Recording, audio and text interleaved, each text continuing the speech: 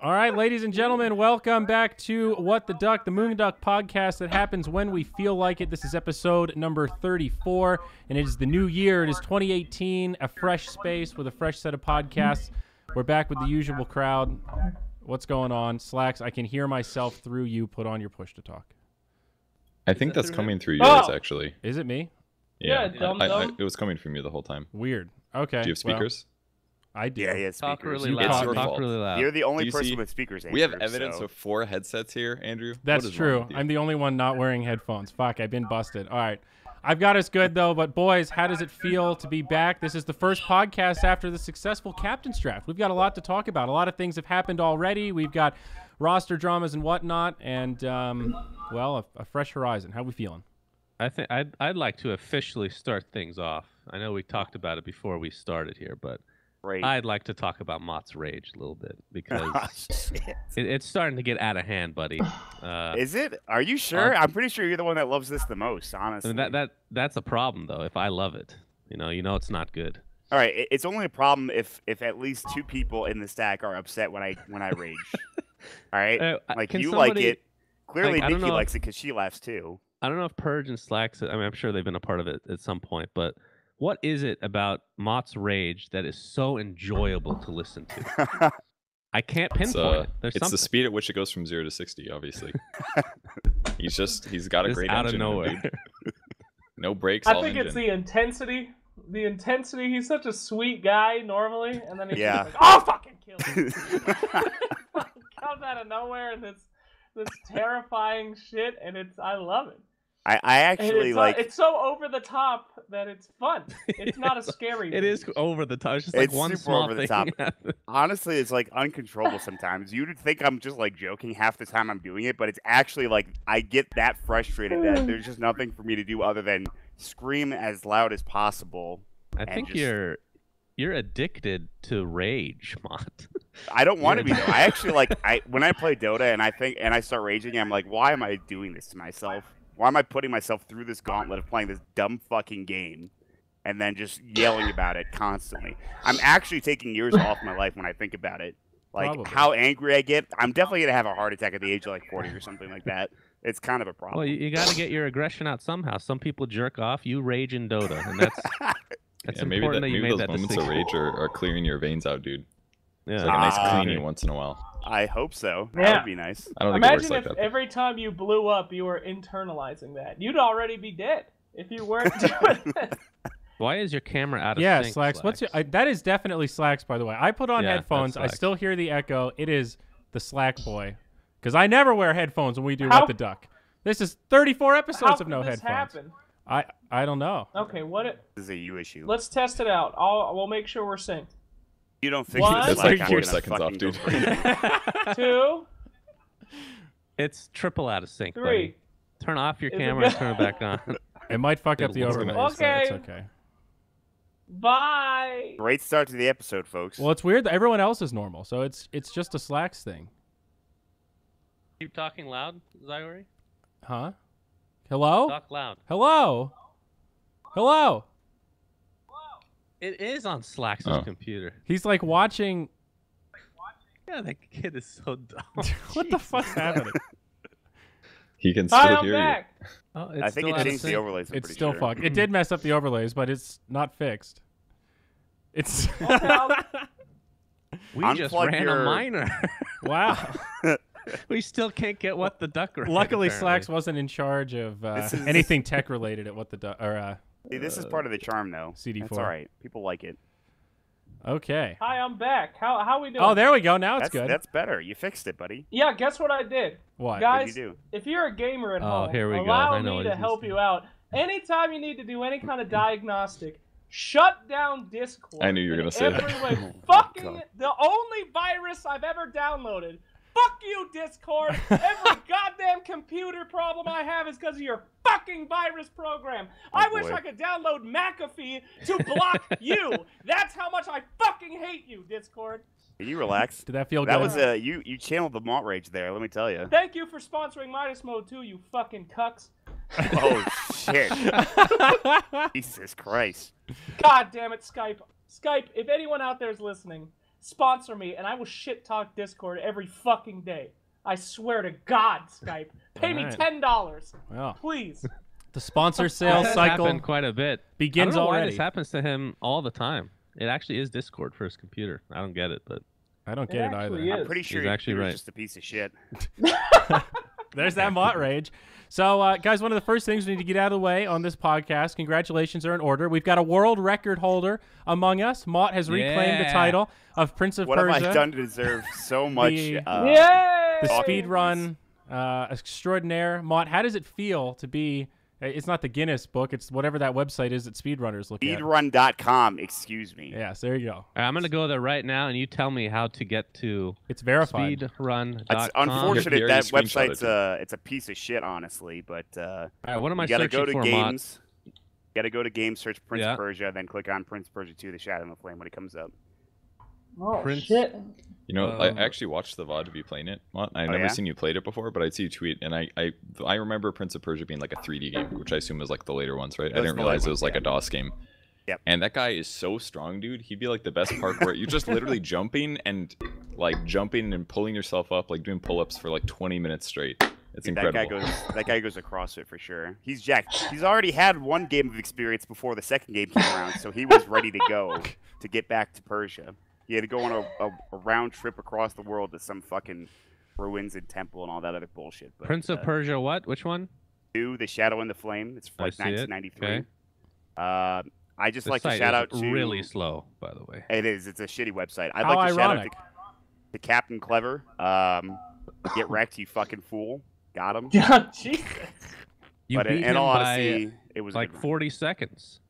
Yeah, because I found a new strat and then I just shit on him.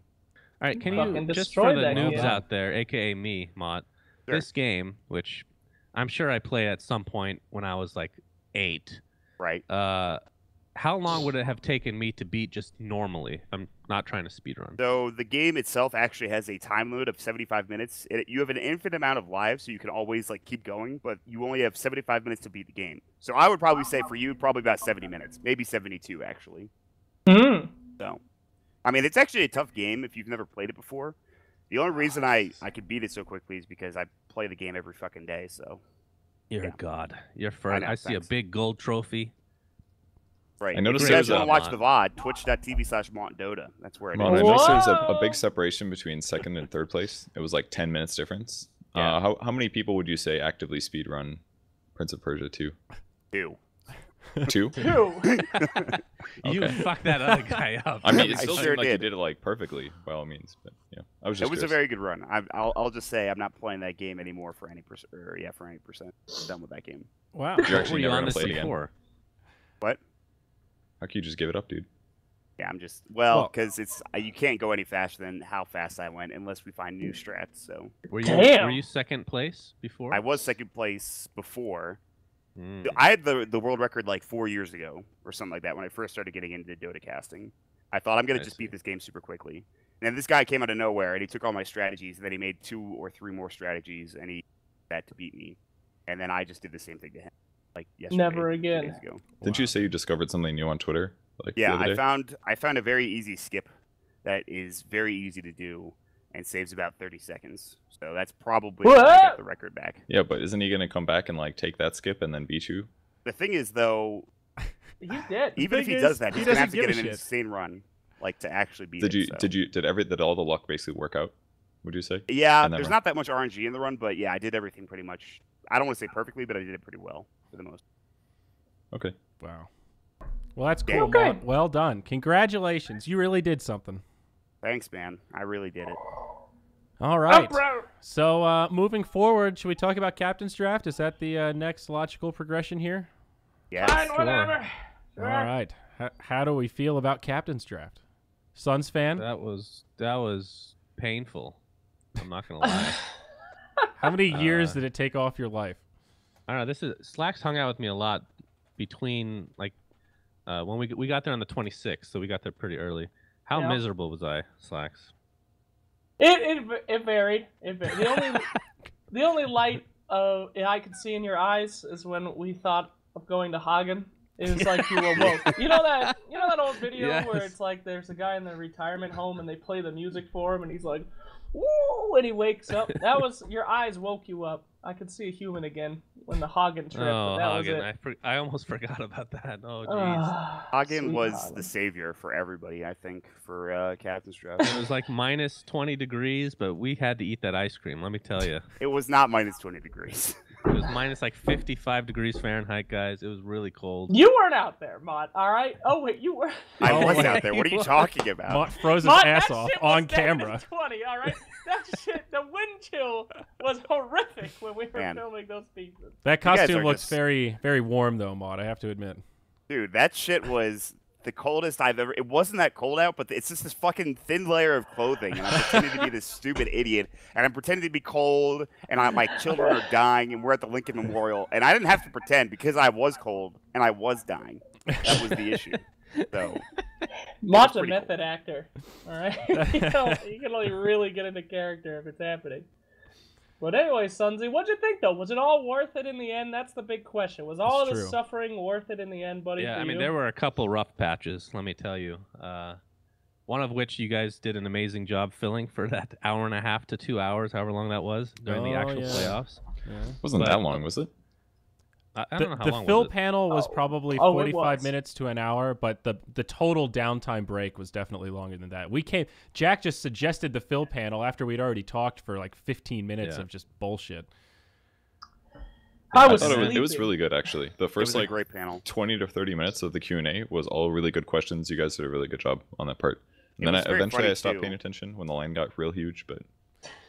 Well, I want to be on stream. I mean, it's kind of cool, though. It's nice that we have this culture of people just want to sign up to get roasted by Slacks. And it was kind of endearing that people felt comfortable asking some kind of dumb questions. And some of them were, like, really dumb. And some of them were kind of like, oh, okay, well, this is still something that we can all laugh at and, you know, entertain you with. So I think it worked out pretty well. And I kind of look forward to doing it in the future, Slacks. You're a god at dealing with people like that, man.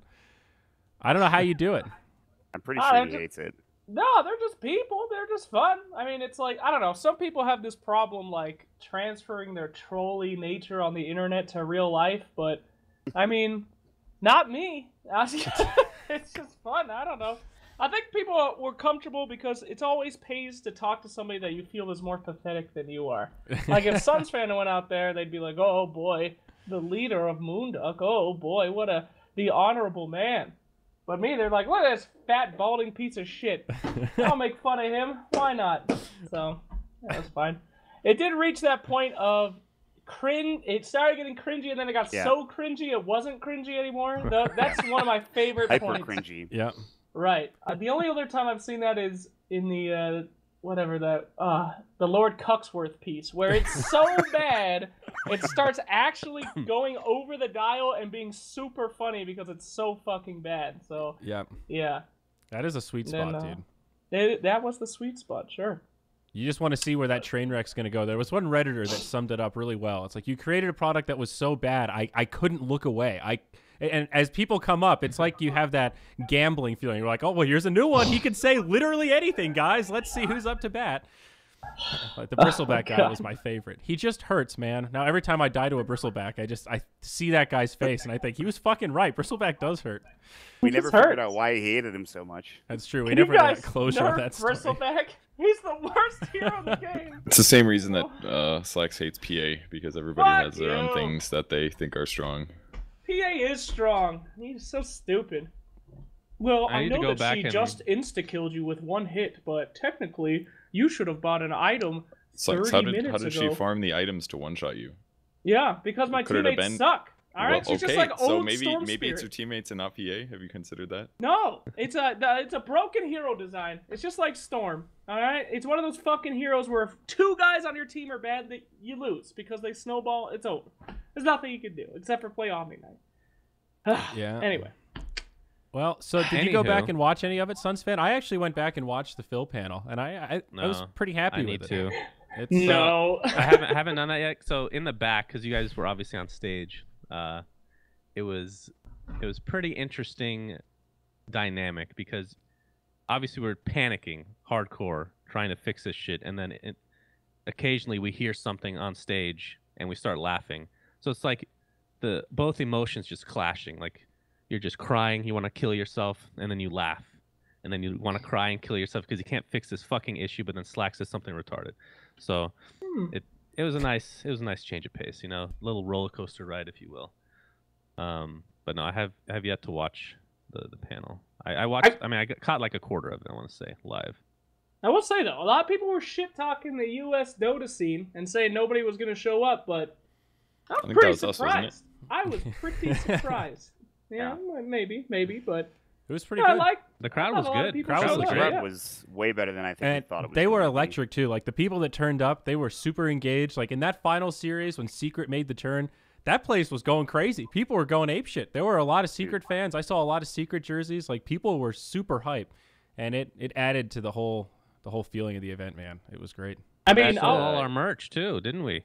Yeah, they love that Moonduck merch. They love those shirts and fidget spinners. Those rascals.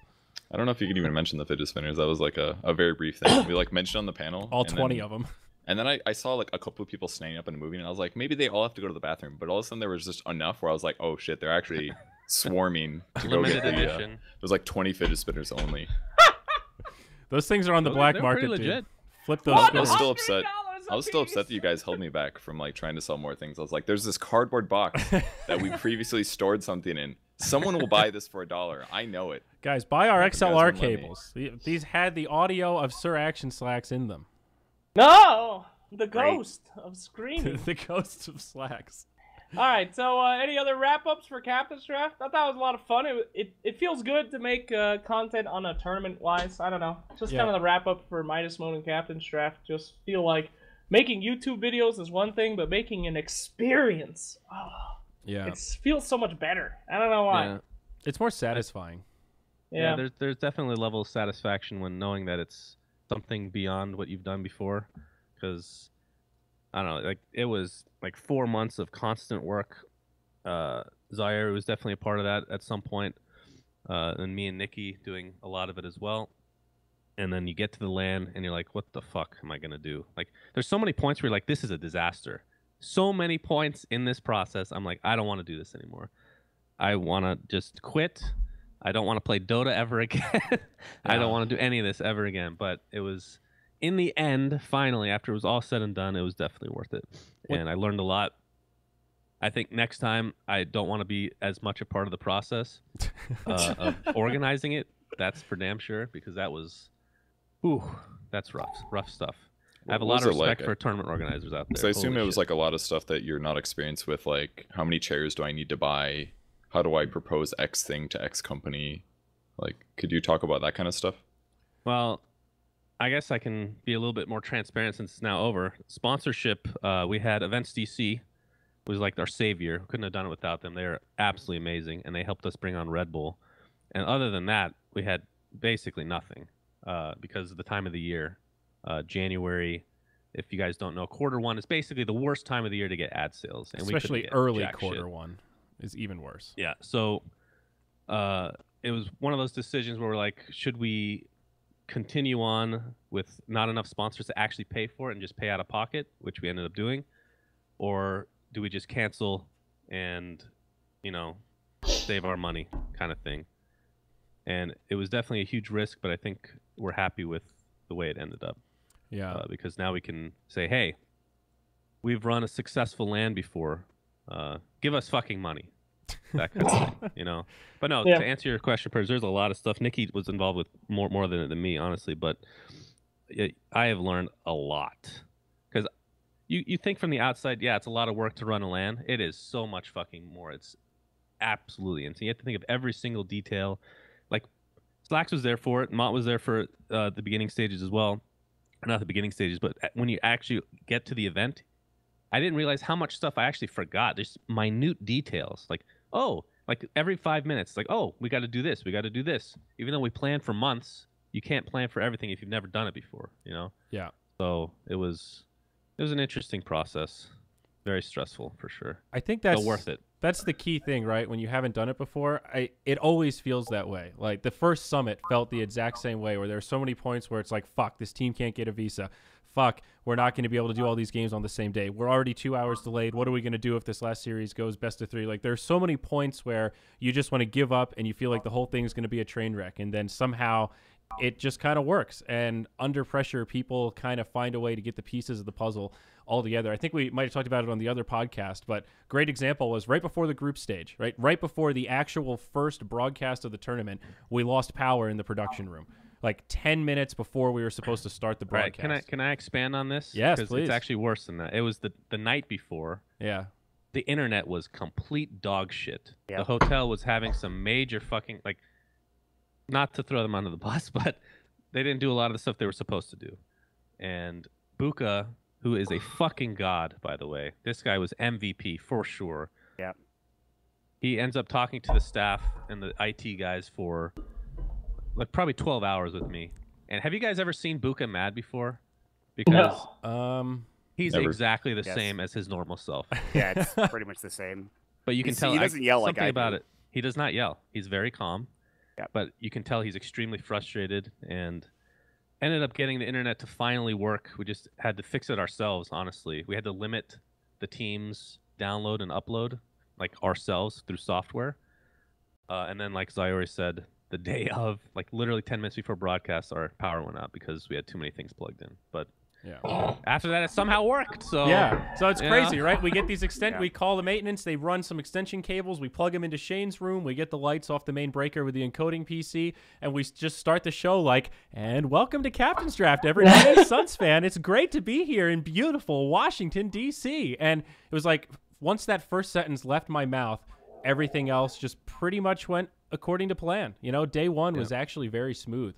And that was, I feel like, I don't know, pretty much a summary of the entire event. Moments of complete stress and breakdown that were followed up by pretty decent execution that ended up looking pretty good and feeling good. I think we had a good mix of like serious and really crazy content. You know, we had some panels that were more analytical and, you know, less slacky, and then we had a whole lot of Slacks content weaved in between. Like, I think what did I say after day one? Does anybody remember? No. I want Hagen. I don't know. I said, Probably. not so serious, guys. Not so Not serious. Oh, yeah, so That's so when we brought serious. out the wigs. I think that was more because it was utterly cold, and it's like Dying. if everything's overwhelming when you first get there, you know, like it's new No, I venue. meant getting from the used to- group stage. The group stage Oh, in the hotel. okay, 'Cause yeah, I that's thought fair. Day one of the event was great. From then on, I thought it was less serious, which is what I wanted. Yeah. I might have swung a little too far the other way. I tried to go ham with Pain Gaming, and that whole thing was it ended up working out pretty well, but it was a little embarrassing at the moment. Fuck Pain Gaming! I'm Almanesky, baby! Woo! And then I read my Twitter, and all of these Portuguese insults come flooding in, and they go, "You're actually an idiot. They're trying to compliment you." So, you know. You just went too hard. You just went way too hard, buddy. But I think you're So- right. We definitely softened up once we got into the venue. That's for sure. So if I can just wrap up the subject for Captain's Draft, I think some regrets I have, other than things that I couldn't have seen beforehand. God, I sound awful, don't I? Jesus Christ. May sound right. Luckily, I didn't get sick at the event. Jesus, that would have been horrible. True. Just the day after. But the thing I regret is, it's not really a regret because we didn't really have a choice. But the format, I wasn't a huge fan of the format. Like for the group stage, shit format. I hate GSL's best of ones. Like that's not even a thing. It's terrible. But luckily it was just for seeding. And then I hate single elimination brackets for playoffs. But we had a combination of things where, again, we can't really avoid the number of days we were given. We couldn't do any more. So we're kind of stuck with what we had. And obviously the time of the year made things just more difficult all around. So some teams didn't come because or didn't want to participate in qualifiers because of the time of the year. I wonder. So a combination of those things can easily be fixed with maybe an extra day. Well, so let's time of think the in the year. world where 4 days is still like kind of a hard limit, realistically, whether it's financial or whatever else. Is there a format that can work there? Could you do the same thing where it's 1 day in the hotel where you can have 2 streams running and then 3 days in the venue, but just make the whole tournament one double elim bracket? You pre-seed it however you want, and then the whole event is just one double elim bracket. Do you think you could make that schedule work? Because that could be okay. Dota Pit did that, but lower bracket best of one. Okay, so that's a requirement. You have to have best of ones in lower bracket? Until the lower bracket finals. Yeah, I think so. Which we could have done. I prefer there to be some sort of group stage. So I don't know how you guys feel about that. Did Dota Pit have multiple games going on at once? I'm embarrassed. I can't remember, but I don't think they had multiple streams. It was straight into the playoffs, and it was all best of threes, I believe. Like, I think you can do all best of threes if you have multiple streams on the first day, but I'd have to draw it out. Anyway, I mean, 4 days feels like a reasonable limit for tournament length. 5 is a pretty serious. So, I mean, some things are possible if you know for a fact things are going to go smoothly, right? We've never done this before, so we're siding on the erring on the side of caution as far as time goes. So I think like 3 best of threes versus 4 best of threes. A lot of these decisions were made months beforehand as well. So, and we didn't want to like change everything right before the tournament. But yeah, I thought the format of the tournament was fucking garbage, but that's on me mostly, I think. No, it was only your tournament. We all kind of agreed, I think, also, and we could just, it's fine. It's not a big deal. Teams didn't seem to mind it too much, as far as I know. Way to be positive, Maud. I like that. Well, I mean, at the end of the day, teams were happy, relatively. Fans were happy, and talent was happy, I think. And the tournament itself, by the end of it, I think we can definitely call it success. A lot of stuff happened in the back that nobody saw, you know, but... Fuck you! I know all the teams were happy that our media day was short and sweet. Yeah. Although, I got to see them before they got tortured by Slack, so I don't know how they felt after leaving the torture chamber. I wasn't happy. I was called, woke me up from my nap to do a fucking Q&A shit. I gotta write breaking news every night. Don't sleep. Only eat pizza and cookies. I hate you. Yeah, no one told you to eat pizza and cookies, Slacks. You did that yourself. There was no choice. Way to miss out on the bar crawl, buddy. Yeah, really good stuff there. Oh, Day one, Slacks is keeping count of keto diet, me versus him. Even though I said I wouldn't participate, he kept counting. And then once we started going to Hagen, buddy, you really fell off the wagon there. The Hagen broke me, and I've been broke ever since. I can't go back. I have to say something about Hagen. I hope we can get them as a sponsor someday. I like ice cream, don't get me wrong, but usually I'll prefer it because it's just easier to go get like frozen yogurt. But I'm comparing like frozen yogurt to what's the other chain? Cold Stone. Pretty meh, I think. Häagen-Dazs is fucking insane. I don't think I've ever had it at the actual store before, like just sell in the stores or whatever. But at the actual location, that is very good, dude. That is insanely good. We ended up going like 4 or 5 times. One time I had to rush back. I told him in the car too. I was like, the last day of the event, right? It was. I didn't get. I was on every panel and I was just on the entire day, right? And I didn't get to eat anything, so I ate stuff in the back that we had, and it was like, I don't know what it was, like lasagna, some crazy cheese, and I didn't think anything was wrong until I went to Hagen and ate some Hagen, and I was in the taxi with Mom. I'm like, we need to get home right now. No, you know what happened was. Fucking now. No, I told you. I said literally, you better not shit on me. Was the exact sentence I said to him, and he's like, I won't. And then we started driving, and he got super quiet. He didn't say a damn thing until we got back to the hotel. We get in the elevator, and he was like, I almost shit on you, and I was like, oh, great, thanks. Why are we? I told him, do not hit the elevator button to your room. I need to go to my room right now. Yeah, he actually hit his room first, and we had to wait for him to go. I didn't even finish my ice cream. Slacks, did you know that? I didn't finish the Hagen. I had to leave it in the sink. That was the most lonely picture I've ever seen. May you never have midnight cookie again for your transfer. That's the thing. Midnight cookies and cream. That is the best ice cream I've ever had. Unbelievable. Wow. You are really selling them. Okay. Tastes great. Launches through your system. Oh, guys, don't we normally save the poop discussions until the end of the podcast? I mean, this is all related to Captain's Draft. Yeah. Listen, we got a lot to talk about besides Captain's Draft. Are we done here? I think so, Slacks. What do you want? What do you got? Let's talk about the drama, boys. We got like 4 different drama stories. Which one? Pick a starting point. What would you guys like to start with? I am cool with hitting up the TNC ohaiyo drama. Okay. Let's get into it. You mean to say, fnatic? Is that the team you're trying to say? Yeah, go ahead. Go ahead. One of them Some random team, yes. So, Universe, as we know, was a free agent. He's now in the C region. It was announced that he is joining Fnatic, or has joined Fnatic. in the abrupt removal of Ohio, despite pretty good results. They've qualified for some stuff, and now Ohio is just out of there, straight up, pretty ruthless, and people are obviously upset about it. EE has a lot of fans and haters, and Ohio has a lot of fans, so that's kind of the TLDR. I think there are some more details I left out. What do we got? I think the important tweet is, well, the Thebans apologized for that since then. I saw his updated tweet. It was like, he said it was like more of an emotional in the moment. But I think the important thing is that Ohio has been on that team for a very, very long time, the organization basically.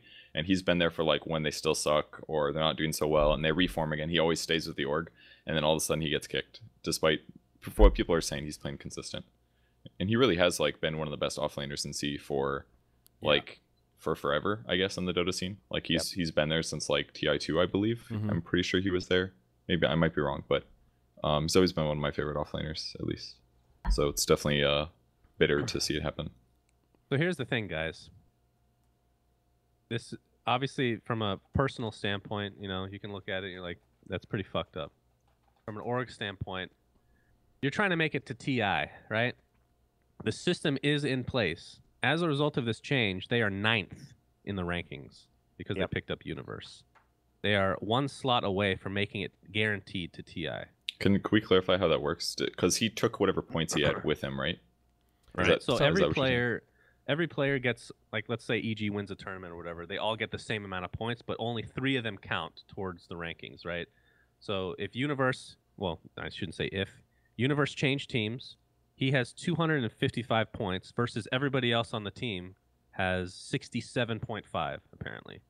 So it's 255 plus 2 people that are 67.5. That's how they do the rankings. So it's the top 3. It's essentially, you can argue they're buying players to make TI. Because remember we talked about this originally when the system came out. This is kind of like something that's worrisome for the future, wondering if any teams would actually do it, right?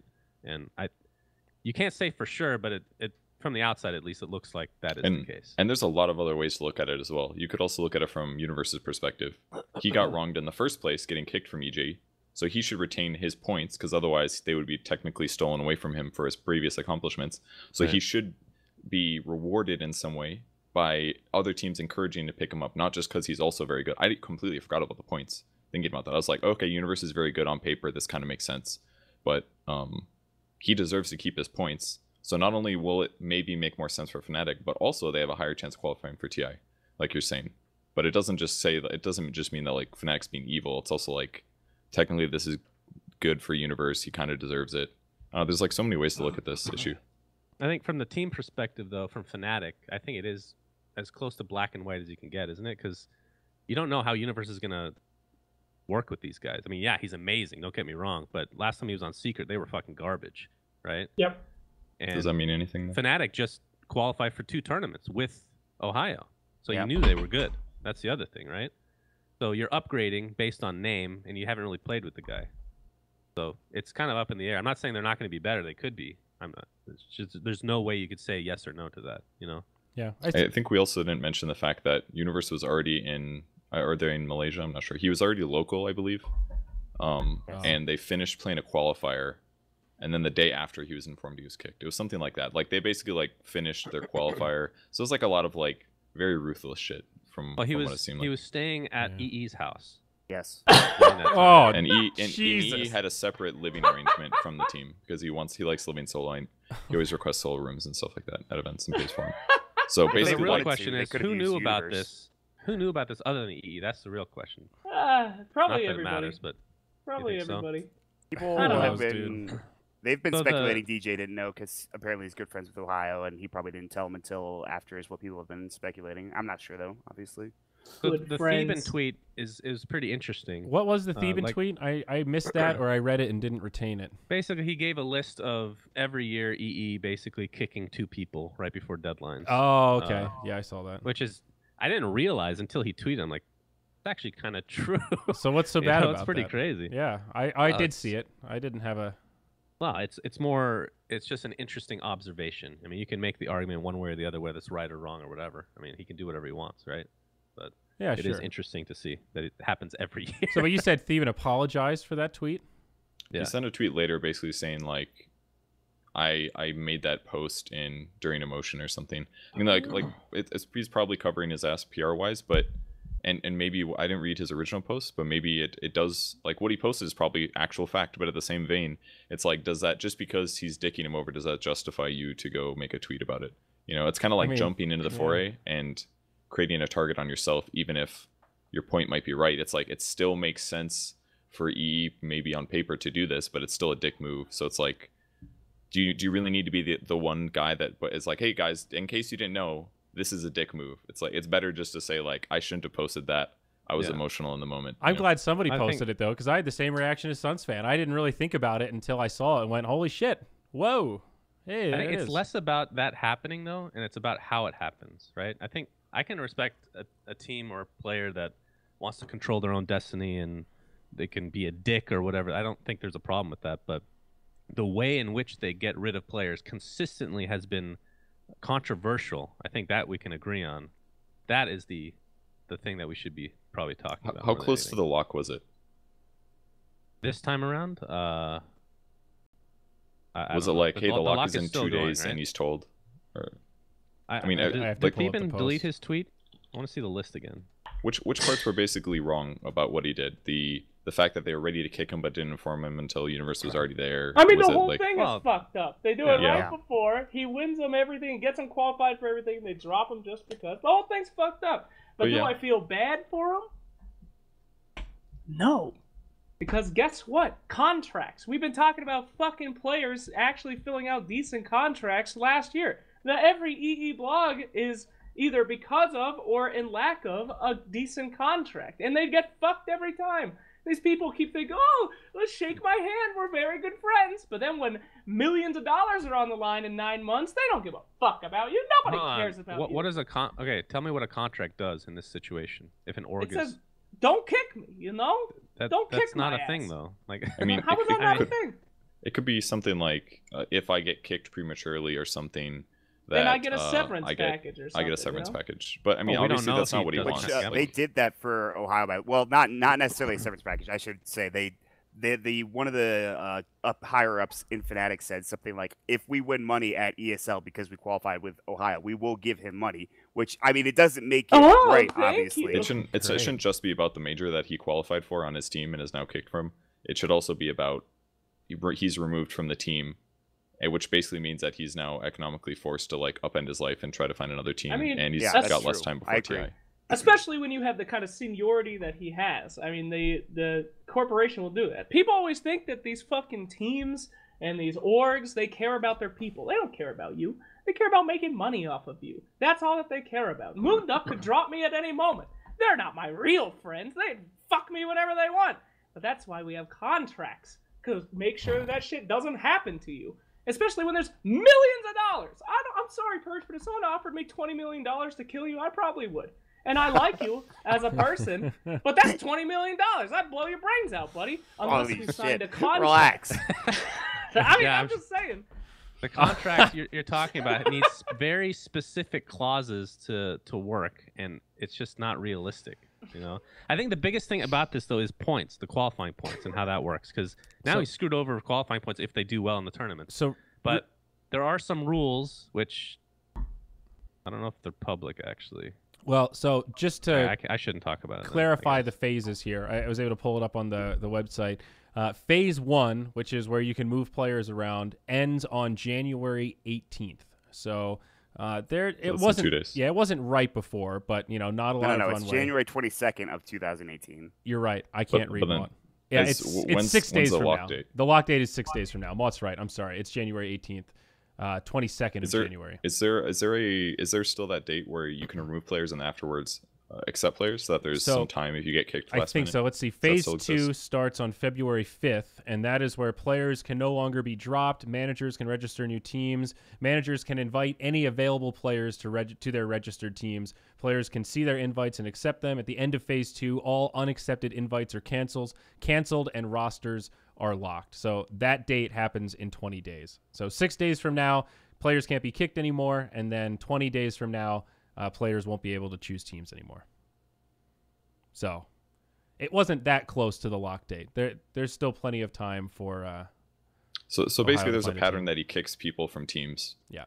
In maybe what seems to be a cruel way, but this one wasn't like last minute. It was just like there's some context that sounds dirty, even when it's like no matter what's going to happen if you plan to kick Ohio, it's going to feel bad. Yeah. And it sucks because they just qualified for a major that he now can't play in. That's like the worst part, I think, probably. And it is also the qualifying points, because you don't know, like, is the reason they're doing it for the qualifying points? You know, probably. I mean, why not? I mean, Universe is a more proven player than Ohio, without a question. Even if Ohio's been playing very well recently, and he's got more qualifying points. Like I think it, on paper, with no emotions, it makes sense. I mean, that's the thing that we keep saying, like, oh, what a terrible thing. Oh, I can't believe they've done that. But is anybody actually upset about it? Everyone can see where they're coming from because it's an organization. They only want money. Their interests are not to make a friendly thing. Well, I mean, that's the thing. We don't know if it's the org decision or the player decision. I mean... Well, but when you're doing these kind of roster swaps, you sort of have to build this house of cards. Because let's say you're Envy and you're talking to Universe. You know Universe is interested, but you don't know if he's 100%. Universe says, okay, I'll consider you, but I've got 5 other offers I'm also considering and negotiating with them. You can't really tell Ohio that you're thinking about kicking him, because then if Universe signs on another team, Ohio knows that you wanted to replace him and kind of betray him, and that's not good for team morale. So you have to kind of push it to the limit until you know for sure, okay, Universe is signed, sorry, you're cut, or vice versa. So your off laner. And I'm sure Universe probably got a very pretty penny for going in there too. Oh yeah. I mean, yeah. So that is where we have my plan for next season. Guys, let me sell this one to you, okay? Check this out. We have an entire team come on. We win a lot of points. Let's say, you know, we have like the top tier points. Then what you do is you dissolve the team.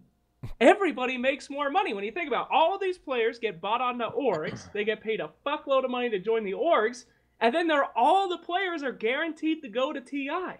So then they all make money anyway. Who cares what they place at TI? Statistically, they're probably not going to make first place, but everybody gets a super payout if you do well and dissolve. And that's why I think Team Secret should break up today.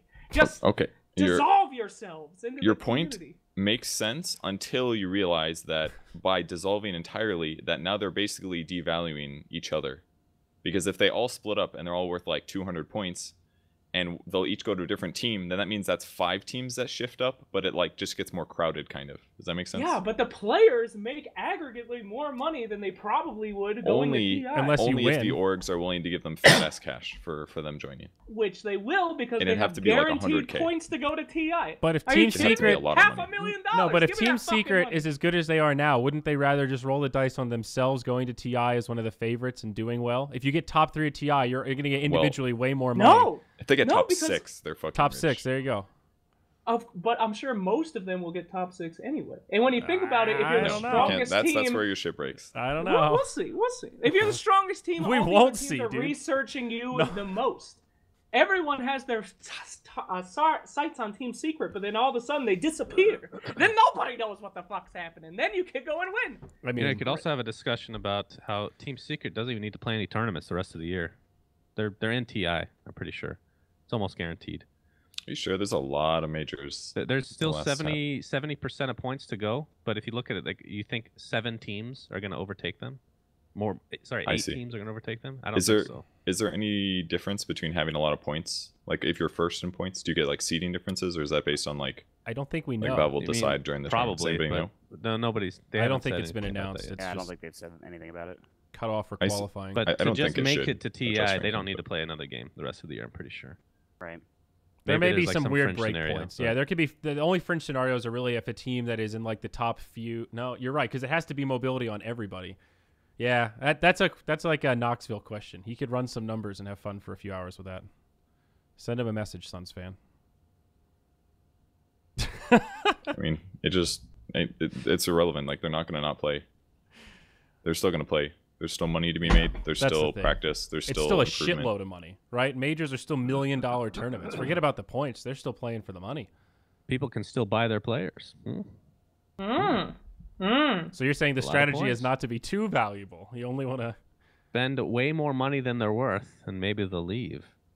Yes. Each player has 1,380 points, which by themselves You're top 8 TI right now. Don't you Which see is what I'm crazy. saying? Navi spends a cool million buying Pylai die or whatever. Boom.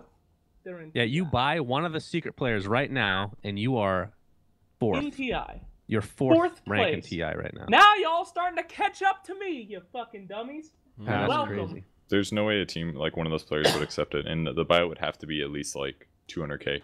And then if you pay 200k for those players and you get into TI and your team fucking gets 16th, you easily lose money without a question.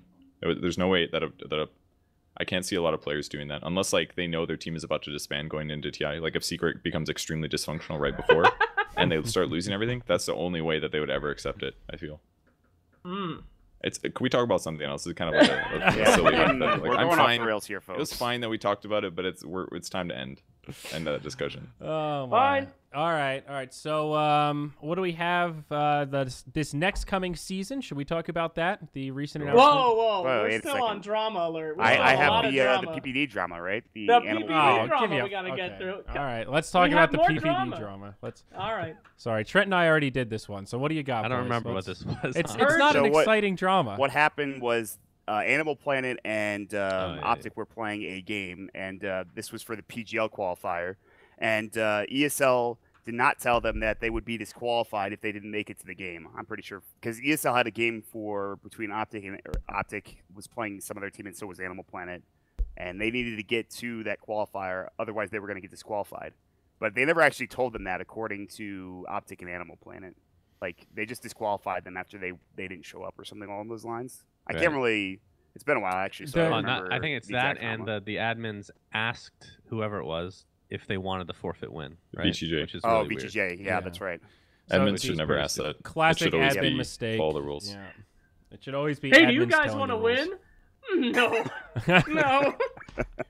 And it sucks. EG's probably also, or I'm saying EG because Peter used to be on EG, but I'm sure EG, when Peter was on it, used to take default wins sometimes. Like if people, like this like forfeit win, usually the way the rules work, it's like, oh, if you're 5 minutes late, you get a small drafting penalty. If you're 15 minutes late, you get a bigger drafting penalty. If you're 20 minutes late, you get an auto default loss for the first game. And then at 25 minutes, you get a draft penalty in game 2. And then 30 minutes, draft penalty for game 2, but a little bit stronger. And then if you're 35 minutes late, then you're double DQ'd. You lose the whole series. Is usually how it works. So like the first statement saying like, when they said like, oh, we were 5 minutes late, it meant like, if we would have been there 5 minutes earlier, we wouldn't have been DQ'd for game number 2 of the series is what it really meant. So there's just like a lot of misleading and not fully explained sentences on both sides. So it kind of just got messy real fast. And a lot of players took to Twitter to complain. I think the what it seemed biggest thing for me is the admins and the responses they had. They posted some of the images of how the admins were responding to the Optic manager, and like they were just emotes and saying like the Optic manager was like, "Are we going to like get disqualified if we don't make it in time?" And the admin responded with like a Monka S emote or something like that. Yeah, it wasn't super clear. They needed to be a little more clear. Yeah. AUI tweeted that picture, I'm pretty sure. Let me find it. There's a little free consulting tip for you. If you're hired to be an admin for a tournament, don't use anything that could be remotely connected to an emoticon or a fucking meme. Just type matter-of-factly in black and white so there's no gray room for interpretation. And you're not there to make friends with the players, all right? You're not there for the dank memes or the banks. I have the picture right here. My God. Let me please send this to you guys in Discord real quick. Please. That's the picture. the initial, the crying emote is all right. just. In their crying defense, emote. Kodiak says, "We're starting game 3 right now for PGO. Please be patient with us." And then the admin gave a crying face emote in response. And then See, Kodiak that said- response should be, this is the and time. then Kodiak, hold up. Kodiak then says, confirming this is not a problem. Although the admin should have basically said, but Kodiak didn't exactly ask a direct question. He said, please be patient. And then the admin's like, oh, I can't really be patient with you. He says, confirming this is not a problem. And then the guy says, can't really confirm. It will depend on how long the match will take. Which basically means, like, it doesn't really say, like, if you're late, you're fucking DQ'd. It just basically says, like... It says, pick Jakiro, boys. We're pushing. Do it quick. And then we won't have to DQ you. What kind of bullshit is that? Oh. The admin should have been more clear. Definitely. Oh, it's great. That's really less than a great ideal. picture. That's, All right, so suffice a shitty admin or whatever. Sorry, admin, if you're watching. I was a big personal fan of how you handled it. whose fault is this? Is it the system that's allowing these tournaments to jump on over each other? Is it the players for signing up for different tournaments? Is it the admins? I mean, whose fault really lies in why this keeps happening? I mean, because this happened Captain's Draft as well. Tournaments coming in and then players having to get disqualified and choose between stuff. So yeah, I think it's communication between all parties. I think for us is a little bit of a different scenario. Like without getting into the tournament org side, the teams knew exactly what was going to happen. They understood 100%. Like I was very clear, and they got disqualified. And honestly, they didn't even complain. So I think it's a completely different scenario. This one sounds like there's fault on both sides. But yeah, the admin should never give a decision, or should never give him a choice. Be more clear. No emotes is probably safe, unless it's the horse emote. It's probably the only one that's acceptable. But I think this the only is thing that they see is horse over and over. Will be disqualified? Horse. I think this is like a pretty extreme manifestation of the dark side of this stepping stone system we have right now, with so many events all coming up, and we're getting to that point in our circuit leading up to TI where it's just event after event after event after event after event for months after months, right? So there will be times when qualifiers are going to be on top of each other, and it's this weird system. It's not quite a prisoner's dilemma, but it's kind of similar, where no tournament wants to look weak and be the one that says, sure, you can reschedule. Sure, you can reschedule. Everybody wants to draw that hard line, but if every tournament organizer draws that hard line, then you get shit like this where teams get DQ'd, or you have an entire series that gets DQ'd because both teams are playing in different qualifiers for other events.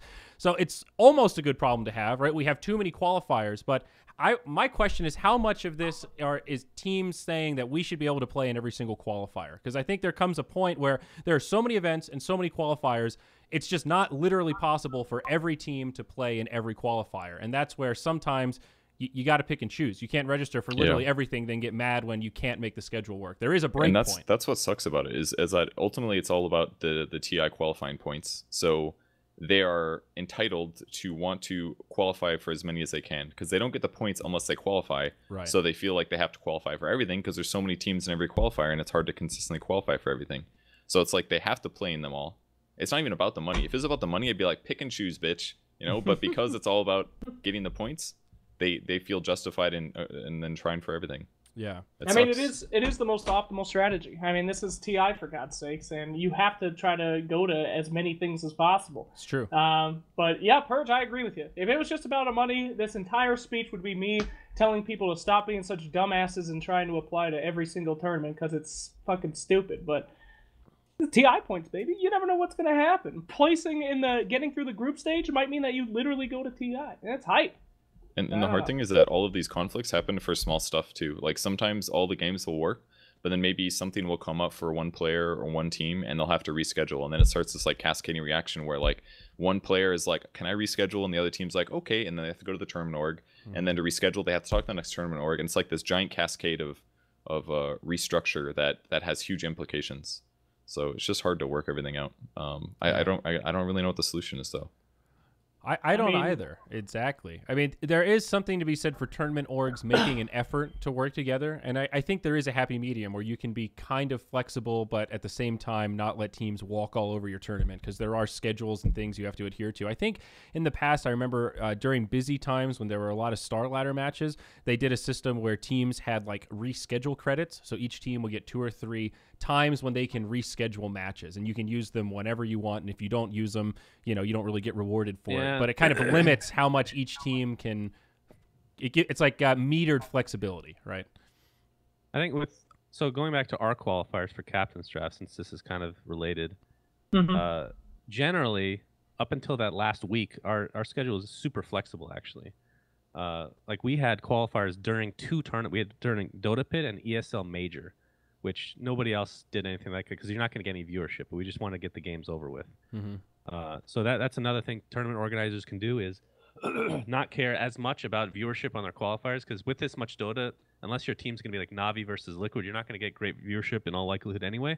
So being more flexible with just the scheduling, like the original scheduling. I think that's a good point, though. Yeah.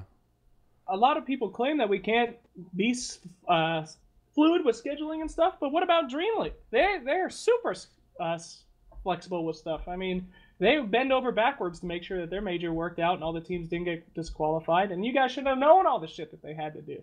It was fucking bonkers, but it's possible to do it. It's just how much effort. And actually, if you look at it from a game theory perspective, it's actually better to not be flexible, because if you can eliminate a team from being able to play in a different tournament that is a good hype team, then it's in your interest to make sure that they cannot play in that tournament, they play in yours instead, because it brings more value to your event. So. It's true. Yeah. That is an interesting dynamic. I mean, memes. Why? Great. So yeah, I think it is a symptom of a relatively good problem, though. I mean, literally right now we're complaining that there's too much Dota, that there are too many events to qualify for. So I think that is somewhat what it comes down to. I ran out of mint chocolate. Oh my! Wow. Oh no! It is shitty, though. It'd be nice if we could have this perfect world where, you know, well, I think things are planned something out. that the community was asking for, which I don't think is feasible, is for Valve to help schedule the qualifier. It's not going to happen, guys. 100%. I will guarantee my left testicle that this will not happen, and they shouldn't have to do that anyway. It's ridiculous. They have enough shit on their plate anyway, so yeah. That ain't happening. And then they'd have to okay any adjustment, you know, like, oh, if something else came up for a tournament, it just sounds too messy. Like the whole point of them giving the majors and minors away was that they didn't have to do as much. Mm-hmm. Yeah. Yep. Maybe they'd have to. Maybe they can make like a rule or something, like, oh, like you can only, if you do qualifiers one day, you can block out a time period. I don't know. They could do a rule, but they shouldn't have to like decide when all the matches are. I mean, if Valve was going to do it, they would just be like, hey, guys, in the workshop, make us a good system for qualifiers. Go ahead. We'll give you $10,000. Go nuts. But, yeah. That too real? All right. That's too real. I was just going to say. I'm still salty about Frostidus. Yeah, I think a lot of people are. That's the Lord. Frosta what? Frosta what? Who's a fist? So can we talk about this fall 2018 circuit? Because this actually has me super excited. Whoa. Now there's a little bit more drama that I want to get to. But I know you really want to talk about that. There was What's one the thing. other one? What? I forget. But I know there's a... Oh, wait! It's very recent, should we say. As in today. Oh, God. Okay. Oh. What is it? Is it the one that I think it is, Slacks? I mean, that's up to you, Zyori. If you want to get there. I don't know. Okay, so how do you guys feel about cryptocurrency? I don't know shit. Oh, yeah, I don't know anything about it. I'm not going to have much to say. I don't know anything I know about that Andrew loves jizzing about it all day. Hey, whoa. This is a family show, Maut. Come on. Sorry, buddy. But you're right. I spent a good hour and a half reading the white paper of Tobi's new ICO project that they announced this morning. I feel like I need a little more time to digest it. I was sad that the Reddit thread got taken down because that thing was filled with all sorts of interesting information. And Why would it get taken down? Well, I don't know how much an ICO about talent donations is related to Dota 2 specifically. Yeah, thanks a lot, Reddit mods. Take down that. That's actually Take down a good point. Like, it's a Tobi thing, and I mean, it really has nothing specifically to do with Dota. Yeah. It applies to like, talent in esports. It's esports focused. Quit doing your job, you fuck. Yeah, it's esport and it's Tobi. Those are the only two things tying it to Dota subreddit. I guess it makes sense to remove it. Yeah, I Where else would you put it though? Yeah, cryptocurrency, anything. Anywhere else. Well, the other problem is something like that. Subreddit I'd be fine with that being on Dota 2 Reddit. I mean, it's one thread. I mean, I would be too. And I think there's a point where people want to talk about it anyway, so you might as well just consolidate it into a place that people can post. And I mean, he used it as a platform to respond to things. I think one of the other concerns is the other side, where if people like it, you don't want ICOs to be advertised on the Dota 2 subreddit. So it's a slippery slope, and just because it's Tobi, or just because it's any one person, it doesn't matter if it's Tobi. I don't think you want to make an exception like, people might not buy it, so I guess we'll just let it sit there. That's a weird argument to make. But I don't know, man. I'm not into the concept. I don't think the idea is going to work. I think if you go into that thread, I tweeted it if you're curious to find it, even though now it's removed. It just doesn't. It works if you acquire mass adoption, but I don't know why anyone would really sign up for it. It's the idea is that it's like Patreon combined with Kickstarter and then ICOs. So it's confusing because it's an ICO, and then if you sign on as talent or a creator or whatever, it gives you the power to spawn another ICO of your own, which they're calling ITOs, initial talent offerings, for which you can control your own projects. And it's like a Kickstarter on blockchain so that you can make people accountable and money can go like directly to your moderators that help you with projects and stuff.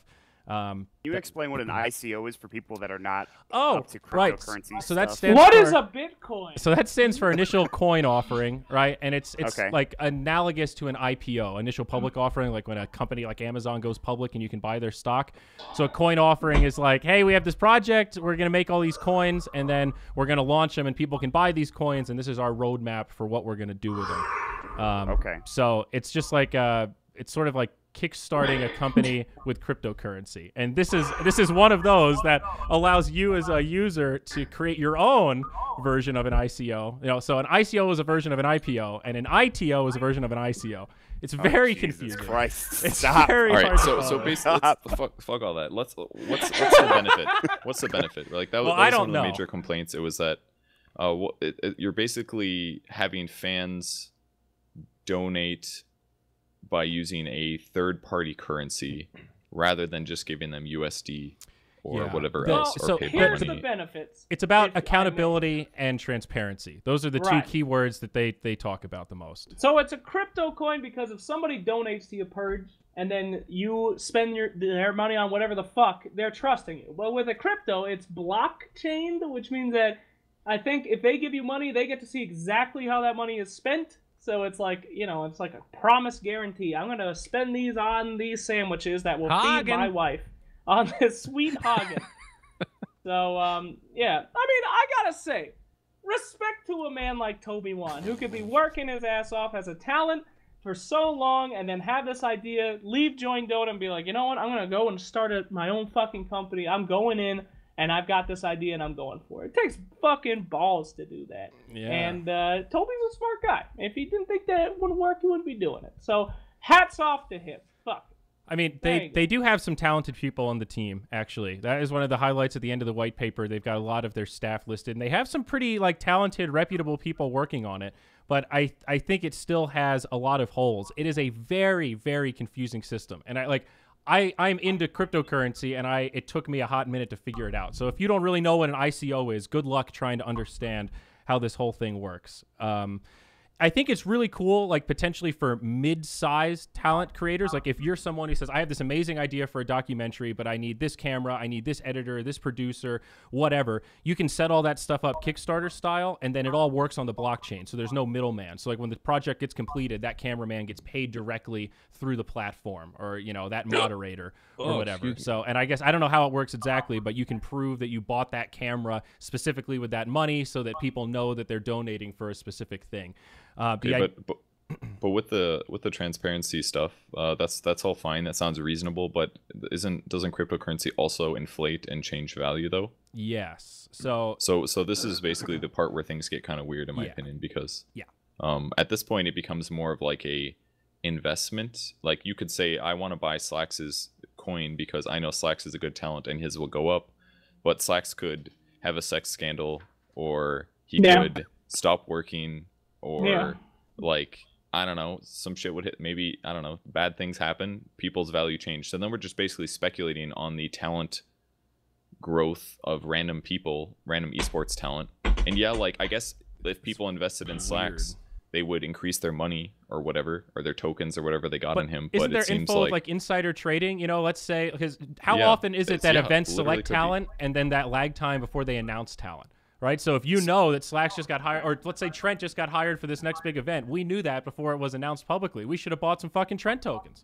Yeah, trading maybe. Or like Slax could on purpose say the N-word on a stream or something and be like, "Oh, sorry guys, whoops," and then go and buy a bunch of fucking shit. I mean, maybe it's all trackable that he's then buying his own stock and it looks like really suspect and whatever. But I don't know. But like it's so weird. Like and the other thing is like, okay, if I sign on and get my own coin, I can then invest. I can basically own a lot of it, and then purposely try to inflate the value by encouraging my fans to only ever donate me through this site. Yeah. Because I know that if it becomes really valuable, then it's basically like a way for content creators to get like a shitload of money from fan donations instead of just like a lot of money or a small amount of money depending on how popular you are. I think it just seems so weird and like the random. Two big problems are that I don't know that Patreon is that completely broken. That's sort of what it's all. The whole foundation is that we've got to increase accountability and transparency for esports talent and content creators so that they can create long-term financial independence. And I don't. It's still all crowdfunding. Like the case study that they put in the white paper about Tobi's show and the idea that, okay, it's a $60,000 budget. This is how it's broken down. This is what you're paying for, and the money goes directly to that. That's cool, but you're never going to scale a company based on crowdfunding, at least not really. Isn't the ultimate goal to be able to do that content and then sell the ads for it so that you can make it profitable within your business model, not so that your fans can directly pay for you to rent studio space? So it's a little bit hard to imagine. I don't necessarily agree the problem they're trying to solve really exists. And the last thing is that they're keeping 60% of the tokens. That is a little bit scary. That is really high for ICOs. 40% are going to be in the sale, and like 60% are stay within founders and team members and that kind of shit. So it's a pretty scary system. They own more than half of it, which is, I don't know, man. That's generally a red flag in terms of ICOs. So I don't know, but we'll see in 30 days when the thing launches. The countdown timer is live, so time will tell on this one, boys. What's the website? I don't want to say it. I'll send it to you. Oh, okay. Okay. I don't Well, want to say it. let's just see how it goes out. I mean, let's just see how it goes. That boy. I mean, it's clear that we don't fully understand, and it's obviously a complex idea. It's super complex. And that doesn't necessarily mean it's shady. It doesn't necessarily mean it's a bad idea or that it's shady. It could just be complex, but it could also just be a bad idea. But we don't know at this point. It's probably safe to say. There's a lot of questions we can raise and make it seem weird, but in like realistically, we can't fairly judge it. It's just it dropped this morning like 3 hours ago. So yeah, it's a weird thing though, and I think what kind of dooms it in a more objective manner is that based on the reception as talent, it seems pretty risky to sign on to. And I think it's something that ultimately it requires, like talent are the fundamental building block. You need talent to be on there with projects for people to fund for the whole system to work, right? So they need to find a way to hook talent into it to get their projects on here. Like right now, if we had an idea to fund something, what is our hook to use this instead of Kickstarter? Because if anything, you're even more limited in the audience. You have to have Ethereum to be able to buy this coin to even use their network. Whereas Kickstarter or GoFundMe or Patreon, you can still just take regular dollars. It's more accessible to our audience if you want to fund a good idea. So I'm having trouble seeing how it will hook on personally. But like Slack said, I'm excited to see what happens. One thing is for sure. That's great. Yes. Yeah, I agree. I have no idea about any of this, so I have nothing of interest to contribute. The last comment I'd say is that they're on. If you go to their website, bestmeta.gg, they have a section that's problems. He said it. Was I not supposed to say it? No, I mean, we've kind of been slamming it just gives them them free advertising. Oh, I mean, who fucking... Dude, we've been slamming them for like 45 minutes. Like, Yeah, we can give them fucking some tell you... advertising. Come on. All right, and I'm about to slam them again. Like, I'm going to tell you guys what the fucking website is. All right, this is their first section. This is basically their it says problem in esports. The first thing is no transparency of spending over esports crowdfunding. It is a problem, but it is not a major problem. I think that's safe to say, considering that any person that does a Twitch stream that accepts subs, that takes Twitch donations or takes pop-up donations, all of that shit, there's no fucking transparency. You are essentially giving your money to a content creator you like that. Like, there is an issue in esports in that you can't very easily generate revenue. Like, if I got $1 a year from every viewer of mine that watched a video once a month, I would have fuckloads of money. But not every person gives money, and that's okay, because the way that like content works on the internet now is almost all of it is free. And unless you get advertisement, that you just can't really get good money, or you have to ask people to give you money out of the goodness of their heart. That's basically like that's like how esports works. So the fact that no transparency of spending over esports crowdfunding is the first thing that they put in problem in esports, I think that's like small time issue that they're trying to solve here with the Bitcoin or with the cryptocurrency thing. Yeah, and there's like things like lack of quality content creation restricted by industry giants. What the fuck does that mean? What the fuck does that mean? I don't know. Industry giants restricting us? That's not true. Like but like anybody can go and stream on Twitch. Yes, Twitch is still an industry giant, but if you get big on Twitch, you will get partnership and you will get monetization, and you can undercut them and they won't stop you by using Twitch alerts and PayPal donations and shit. It's like I don't know what that means. Like, that one is like the worst point of the four, in my opinion. With no direct involvement from the esports community. what does that mean? There's Reddit, there's comments, you can go, there's Patreon rewards you can do. Like Slacks has people edit and give suggestions for his lore guides and shit, all on Patreon. Like, yeah, I don't know if a coin is the solution to this problem. And I'm not saying that this discount, just because people can do it on Patreon, doesn't discount this, but it's like there's like people can tweet at you. There's so many other ways. Like a lot of these problems in esports, they're very overstated, maybe, which kind of gets to the original point, is there a reason to do this? And outside of like it could make me much more wealthy if it works as a content creator. Outside of that, I'm not seeing a huge amount of benefit, I guess. And yeah, maybe like the point I said before, I could be earning way more if everybody gave me $1, but I feel like you can get around that in other ways, or and by doing good work or getting sponsorships or something. I mean, Sunsfan, do you think that's a big problem in esports? This idea of like not being able, like this lack of transparency. Like if we did a Kickstarter, Moonduck is this middleman that all those fans are trusting to actually deliver and not just fuck off with the money and waste it on cheeseburgers. I think it's hard to do a Kickstarter. I've actually been thinking about this because I always thought doing Kickstarters would be fun, just from the perspective of creating like rewards for people that sign up for it or whatever. There's nothing to be done though, you know. Like Patreon is the only thing that you can actually make some money on, and I mean, I haven't even done that yet because I don't feel like it's going to do much for either party, to be perfectly honest. So, right. I think, and YouTube makes fucking garbage money. So, like Dota Cinema, I make 0 money a month now from, essentially. So, I think making money as a content person is kind of an issue because YouTube is absolute garbage right now. Okay, but I can give another perspective. Like my YouTube revenue is not great, but it's okay. And maybe that's just because I have really long videos. Like my type of video is perfect for the way they changed monetization. They want like over 10 minutes, blah, blah, blah. I talk all the time. I make 50-minute videos. People watch them a little bit. So like I still make revenue from it, but the money is really in sponsorships more than anything else. So getting from like I make YouTube videos for the ad revenue to I get sponsorships, that part in the middle is really hard to feel like it's worth it. But once you get to the sponsorships part, it's super worth it. And that's like where I am now. I'm at sponsorships, but for like the last couple of years, like the ad revenue was like good, but not incredible. And that's from a Dota Cinema perspective, it's both the length of the video, like you're talking about, plus the cost of making videos like that. We have to get an editor. We have to have all that time to be able to compile all these clips. It's almost to the point where it's not even worth it anymore, you know. And that's a YouTube issue more than anything. Yeah. But yeah, you're definitely right. Well, I for one am excited for our new overlord. Go Tobes, go! Yeah. Go Tobes.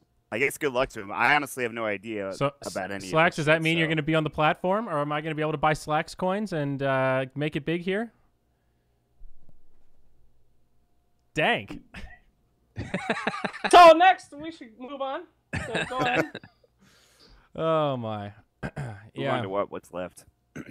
What you've been waiting to talk about, Zyori? Come on, the real news. What's the real news? That was the real news. No. You've been trying to go to something else this whole time. The new season of Dota. The new season.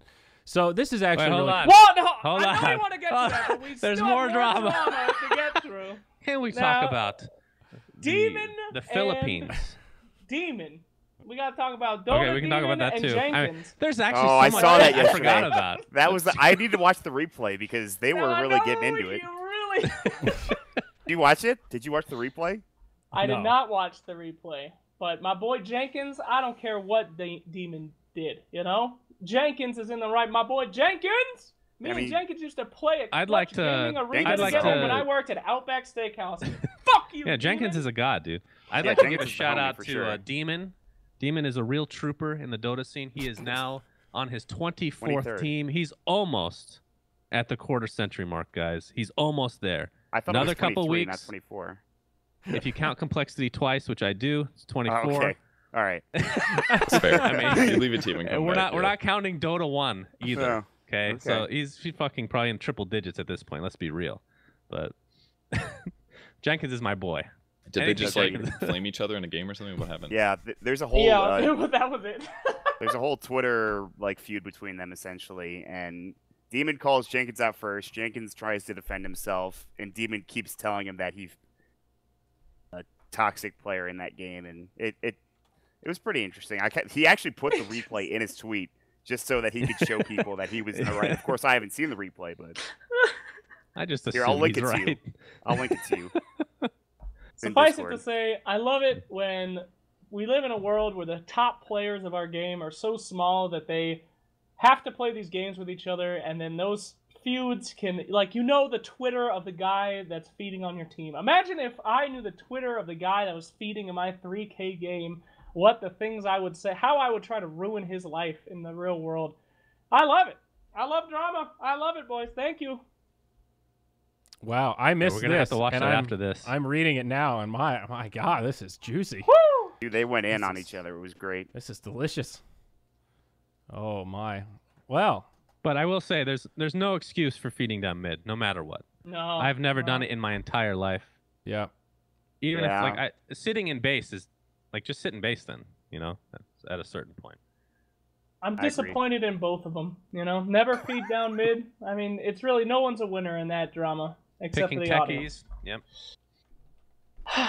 Oh, he was playing techies. Demon, you're my boy. Fuck you, Jenkins, you whiny bitch. What's your problem? Can you relax?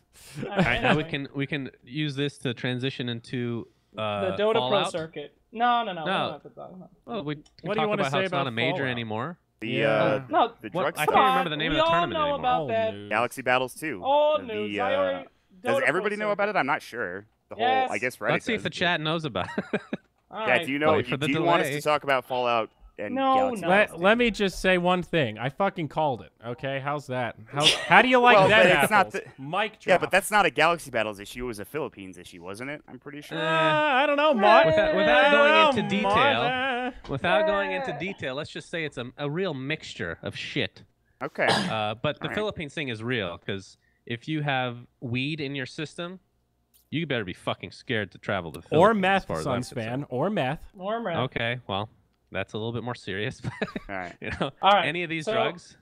So let's move Gotta on, be Zari. careful. What do we got? What's the thing I forget? The 2018 fall season. You want to talk about Oh, right. Well, before Great, we we got talk there about finally. it? that, Are you sure? we actually should get into this Fallout thing because of how many teams. I mean, it's drama. How many teams pulled out? Did they pull out because they all high and they all smoky? Oh, Did I they know pull a few out people because- that They all did. high? Yes. Probably Well, here's some the of thing. them. Here's the thing, right? I am not a drug person. Okay. Why do you I lie? I don't even smoke weed. I've smoked weed one time in my entire life, and it was like 15 years ago. Okay. Wow. Wow, you're Wow. crazy. I personally, despite not doing any drugs at all, I would still be scared to go to the Philippines because it's not even using the traditional system that they use to. I can't remember what it's actually called. It's like the Olympic system where they test for certain whatever. It's their own fucking system. It's arbitrary. Yeah. I'd be scared as shit It's to frightening go for there. sure. I don't know how it's handled, and that's a little scary. What happens if you're totally clean and they come back with a false positive, and you're just like, I swear I didn't do it. Come on, guys, come on. Can we get another test on this? I don't know if you get a mulligan. That's pretty fucking scary. It is a very scary WADA, situation. WADA. That's the one. Thank you, chat. Water. Yeah. So that is real. But I don't know. There were rumors that tournament was not looking so great outside of the drug issues. But who knows? I guess we'll see. Doesn't it start pretty soon? Isn't it coming up in a day or two? It starts. It Let me might be, tell actually. you. Let me It tell starts you. on the 19th of January. So yes, okay, very so close. 3 days. Cool. Okay. Well, we'll see what Hype. happens. I can't wait to We see got the half a cheerleaders, OG guys. going. What full team is going? Spirit, I Alright. think, is I going. think there are some Yeah, Chinese teams. you got EG and OG. PNC.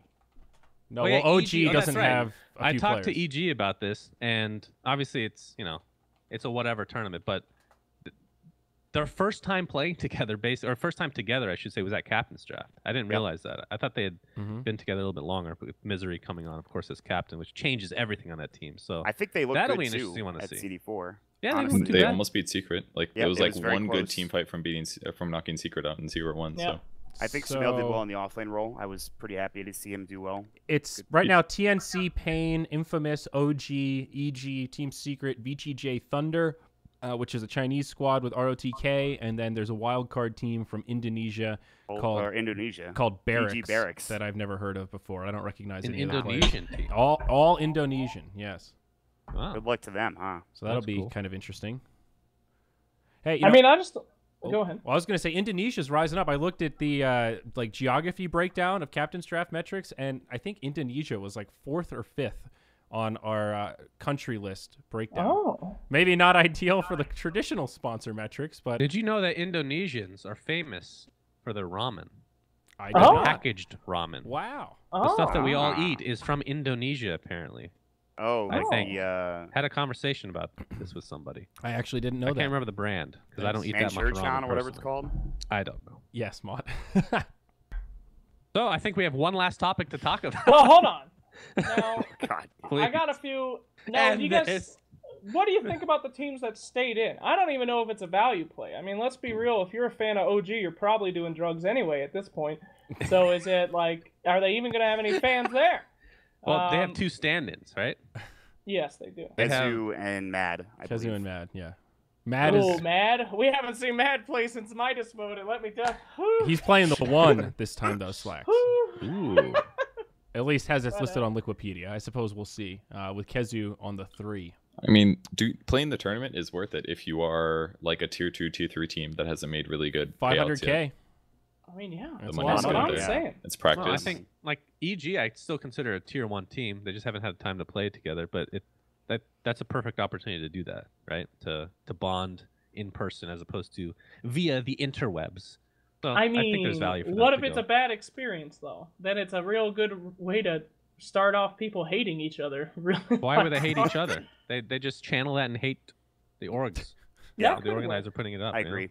That could work. Anyway, I'm super hype about it, okay? I've never been drunk. I've never done any drugs. And I know all y'all motherfuckers have had your vices. Me, I'm a clean whistle. Host Slacks, content creator Slacks, caster Slacks, all you fucking druggies out there. Purge, are you with me, buddy? Is it going to be you and me only? Oh, what are you talking about? Have you ever done any drugs, Purge? He's on No, drugs I've right never done now. drugs before. We're it. Me and Purge are the only ones. All y'all motherfuckers stay home. We good. Damn it. I wish I could have had a chance to go to Manila, guys. I always wanted to Sorry, dude. go. I think the rule's Fucking only hell. for I people love Manila. competing, though. It Was is that the case? true. The mandatory drug testing is only for people competing, but it's still a little scary. Well, me only in Slacks and I can play in the All-Star match. That's it. Nobody else. I mean, Yep. my Talent-wise. girlfriend is Filipino, for God's sake. I hear all the shit about this country, dude. I'm terrified to go. Your luggage gets stolen. You have to fucking wrap it up. Like, Jesus. Yeah. Yeah, that's true. That is something. Yeah, The president apparently is. president's fucking nuts. I heard he's Oh. he's term limited though, so he's almost out. That's what I Oh, heard. is he? Oh, Okay. whatever. He literally, if you go there and you do drugs, he'll fucking literally kill you. He will literally have you killed. I think he has Yes, personally I killed several people, and I think he's bragged about yes. it. I think All it's- right. He's like a more murdery. he's a Trump. very hands-on kind if of I leader. was gonna It's be like- in a More room with publicly Donald murdery Trump. or Duarte, and there's a pistol, I'd go for the Duarte room. All right, I feel like him and me. I ain't getting there drunk with a pistol. I'm just saying that. All right, I've been to the Philippines plenty of times. This is a beautiful country, nice people. I've never had a problem. Fuck y'all. Well, it has nothing to do with the people at all. I like the people. That's Yeah. We have no problem with the people.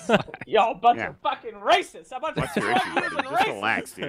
All right, I'm sick of this racist fucking tweaker podcast. So, Slack, speaking of Southeast Asia, there are implications in this 2018 fall season announcement directly related here. Okay, so this is very exciting because we've been hoping that Valve would start planning more ahead for years, right? That was one of the big complaints. So, like, we didn't have that much runway with Captain's Draft because we weren't sure how events would be approved and what the schedule would look like. And here we are, the beginning of 2018. Our season is barely even halfway through, not even a third of the way through. And we've already got some dates for the beginning of the next season. And Valve saying, hey, guys, we're taking applications. Here's our email. Don't send us shit. Like, send us good quality ideas, I meant. Yeah, I think it's great. It's good. Yeah. I love it. I'm very excited. It gives me hope for this next season and the idea of Yeah, pre-planning let's this far do ahead. Woo. Let's do Midas Mode Major, guys. Easy. Easy. Easy win. You know? Yes. So one Pretty of sure the Valve will auto accept that. one of the interesting caveats, though, and I'm having where did I originally see this? Because it's not on the page now. Didn't they post a breakdown of regions? No, I guess not. Okay. Huh? I'm You're not pressing your You're push to talk breaking well. up a lot. Oh, Andrew. sorry. I'm probably sitting back too Oh far. my god, that was everybody could hear that? I thought that was just me. I was being No. so like, oh yeah.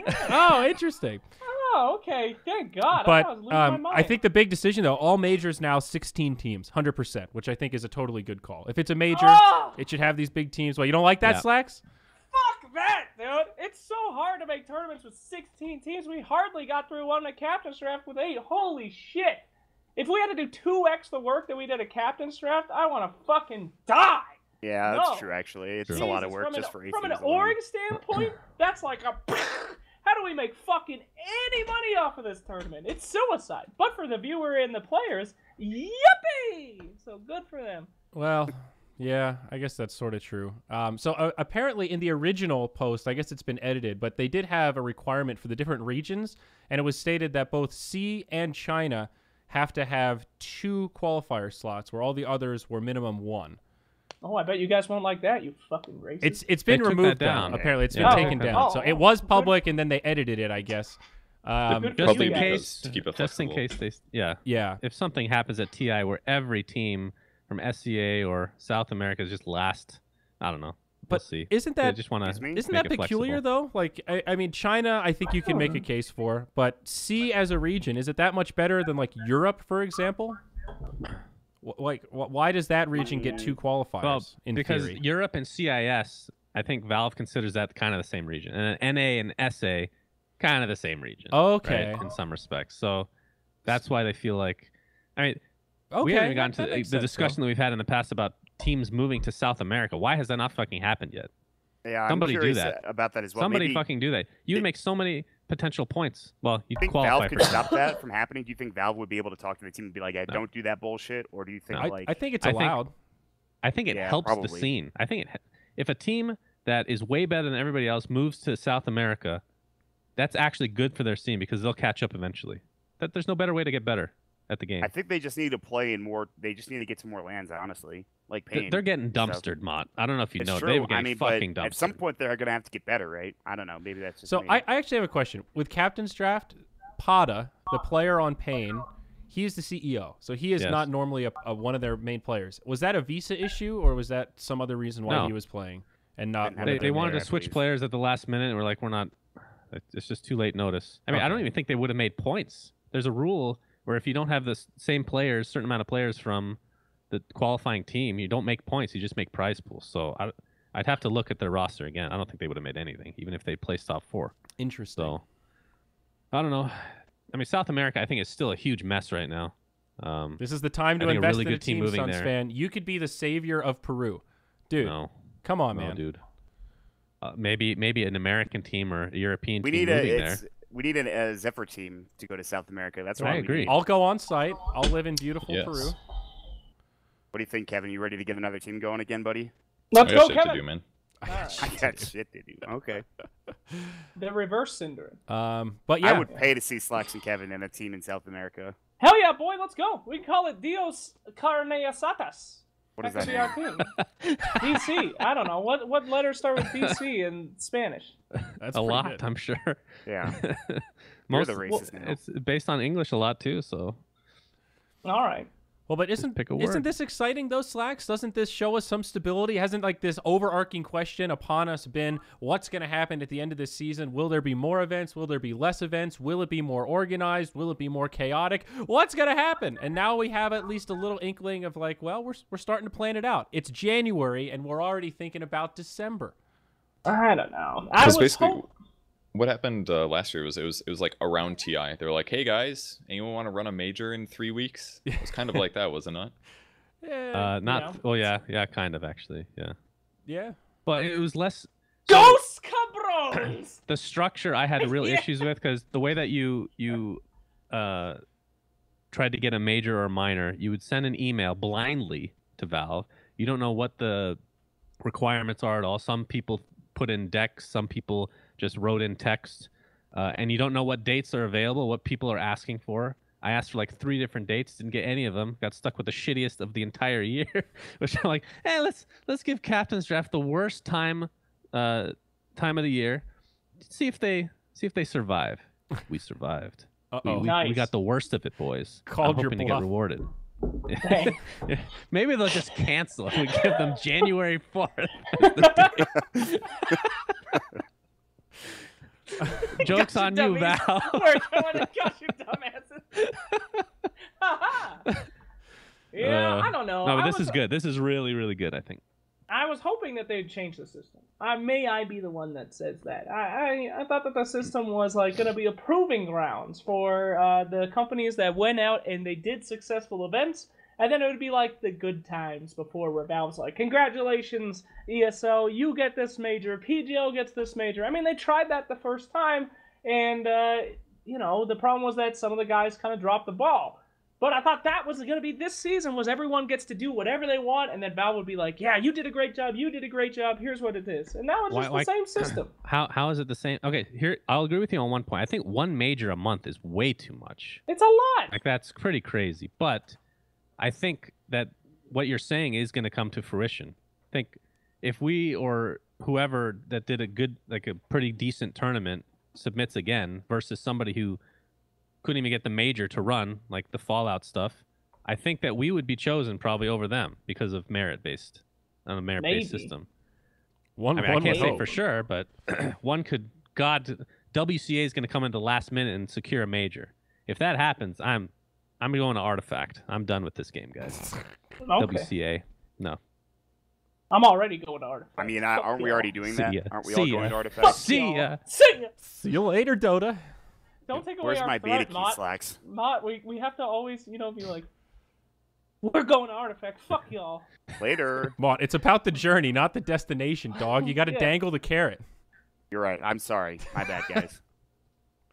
All right. Dangle that carrot, Mott. So, yeah, Ooh. forward thinking is always good. It's better for the orgs, and it's better for them, and it gives everyone more time to do it. So, yeah, sure, we'll see what happens. I think it's half and half. I agree with what you're saying, though. Yeah. All right. My knee-jerk reaction to what Slack said is that we've already had some proving ground because we've had some minors and majors already, but there are still some coming that are yet to be proven. So I don't know. I mean, maybe some of these doesn't DreamHack feel like a pretty safe bet at this point? They've been doing consistently high production value, entertaining content for what, 5 years now, 4 years now in the Dota space. If there were an org of those three that I'd feel comfortable giving a major to, I think DreamHack's pretty high on the list. I think two of those three are going to be ESL and DreamHack. Yeah, 100%. So, and I think that's merited, right, based on what we've seen already this season. So I think what you're talking about, Slacks, can still happen, bud.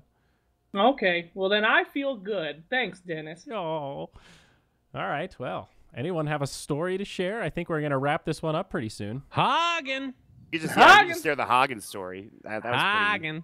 Was that story time? Say it again. Oh, I enjoyed ice cream and I almost shit myself. Hagen, all right, thank you. Great story. You guys go get Hagen after seeing The Last Jedi or something? Don't even get me started on this fucking shit ass movie. The Last Holy shit, that movie. Let's try. Did anyone here like it? Shit. Maybe that's a better. Did any? I very much liked it. Yeah. Oh, yeah. I don't know about that. There were enjoyable parts for sure. It was a somewhat entertaining movie, but they made a whole lot of mistakes and a whole lot of bad My favorite part decisions. of the movie was reading Phil from EG's review. 3.5 out of 4 stars, guys. Can somebody explain this rating system to me? You still haven't brought up any metric of why you dislike the movie. Okay, so how about spoilers? Are you kidding? About this shit movie. Spoilers. Yeah, we're not going to talk about this because there's going to be a ton of spoilers. Listen, but all right. Okay, so you're just going to talk about how right you guys are and how everybody else is wrong. No, there's only one scene. After. There's only one scene that we need to talk about. And this is the spoiler, guys. Shut this fucking shit off if you give a shit about crappy Star Wars spoilers. Boy. Since when can Jedis survive in space without oxygen? How does Leia just wake up from certain death and float back into the cargo I really didn't think that would be the one you brought up. It's so fucking stupid. I almost walked out of the theater, dude. That shit's It's unbelievable. Jedi's not even supposed to be a Jedi. Right, She's force sensitive. Shut the fuck up. How long was she in space? Long enough to fucking implode. How long was she in space? 5 seconds? 10 seconds? You can fucking live in... Can you live in space for 5 seconds? No! Are you kidding me? It's not unpressurized. Your fucking entrails implode and your body just... It's done. You're frozen. Just instantly? Is that how it works? Yes, dude. Yes. 100%. Well, can't she, do some force shit or something? I don't fucking know. But she's not He's force sensitive. She's not supposed to be able to fly. She studied the bowels of the Jedi. Text, guys. It's literally Dragon Ball Z. All right. There's too much. I'm not going to go into any detail. I'll let you talk, Slacks. There are so many scenes in that movie where, and Slacks was next to me, because he made me watch it again, and during the movie I'm like, I'm literally cringing. I don't cringe during movie. I'm literally cringing. All right, sure. I just found a Scientific American article that says, in reality, however, animal experience and some human accidents have shown that people can likely survive exposure to vacuum conditions for at least a couple of minutes. Wow. Okay, what? That might be true. Are you that good might be true. All right. But she's not supposed to be able to fucking float back to the ship with some dumb bullshit powers. That whole scene was awful. Clearly fucking, she was moving. All right, look, if I have clothes attached to my body, I can move my clothes, which would then propel my body. If you Google how long can you live in space, the first hit says about 15 seconds. Type it into Google, how long can you live in space? When that scene occurred, right, I'm not gonna, and dude, I cringed, I could hear Slacks next to me go, oh no, not dude, I'm not familiar enough with this science, clearly, to make a statement about whether the Scientific American article or whatever else you found is better. But I think it's safe to say that it's unsure enough that it's not worth to be like, the one thing I really hated about the movie. I mean, I think that's a pretty big one. But, do you guys really think that a Jedi can't move their body with the Force? How do you think they jump so fucking high? She's not a Jedi. She's Force sensitive. I'm gonna have to talk about one character. This is not a spoiler, by the way. There's an Asian woman in this movie, and I thought she was equivalent to Jar Jar Binks. She was fucking useless, annoying. Every single scene in the movie, I hated. Every scene.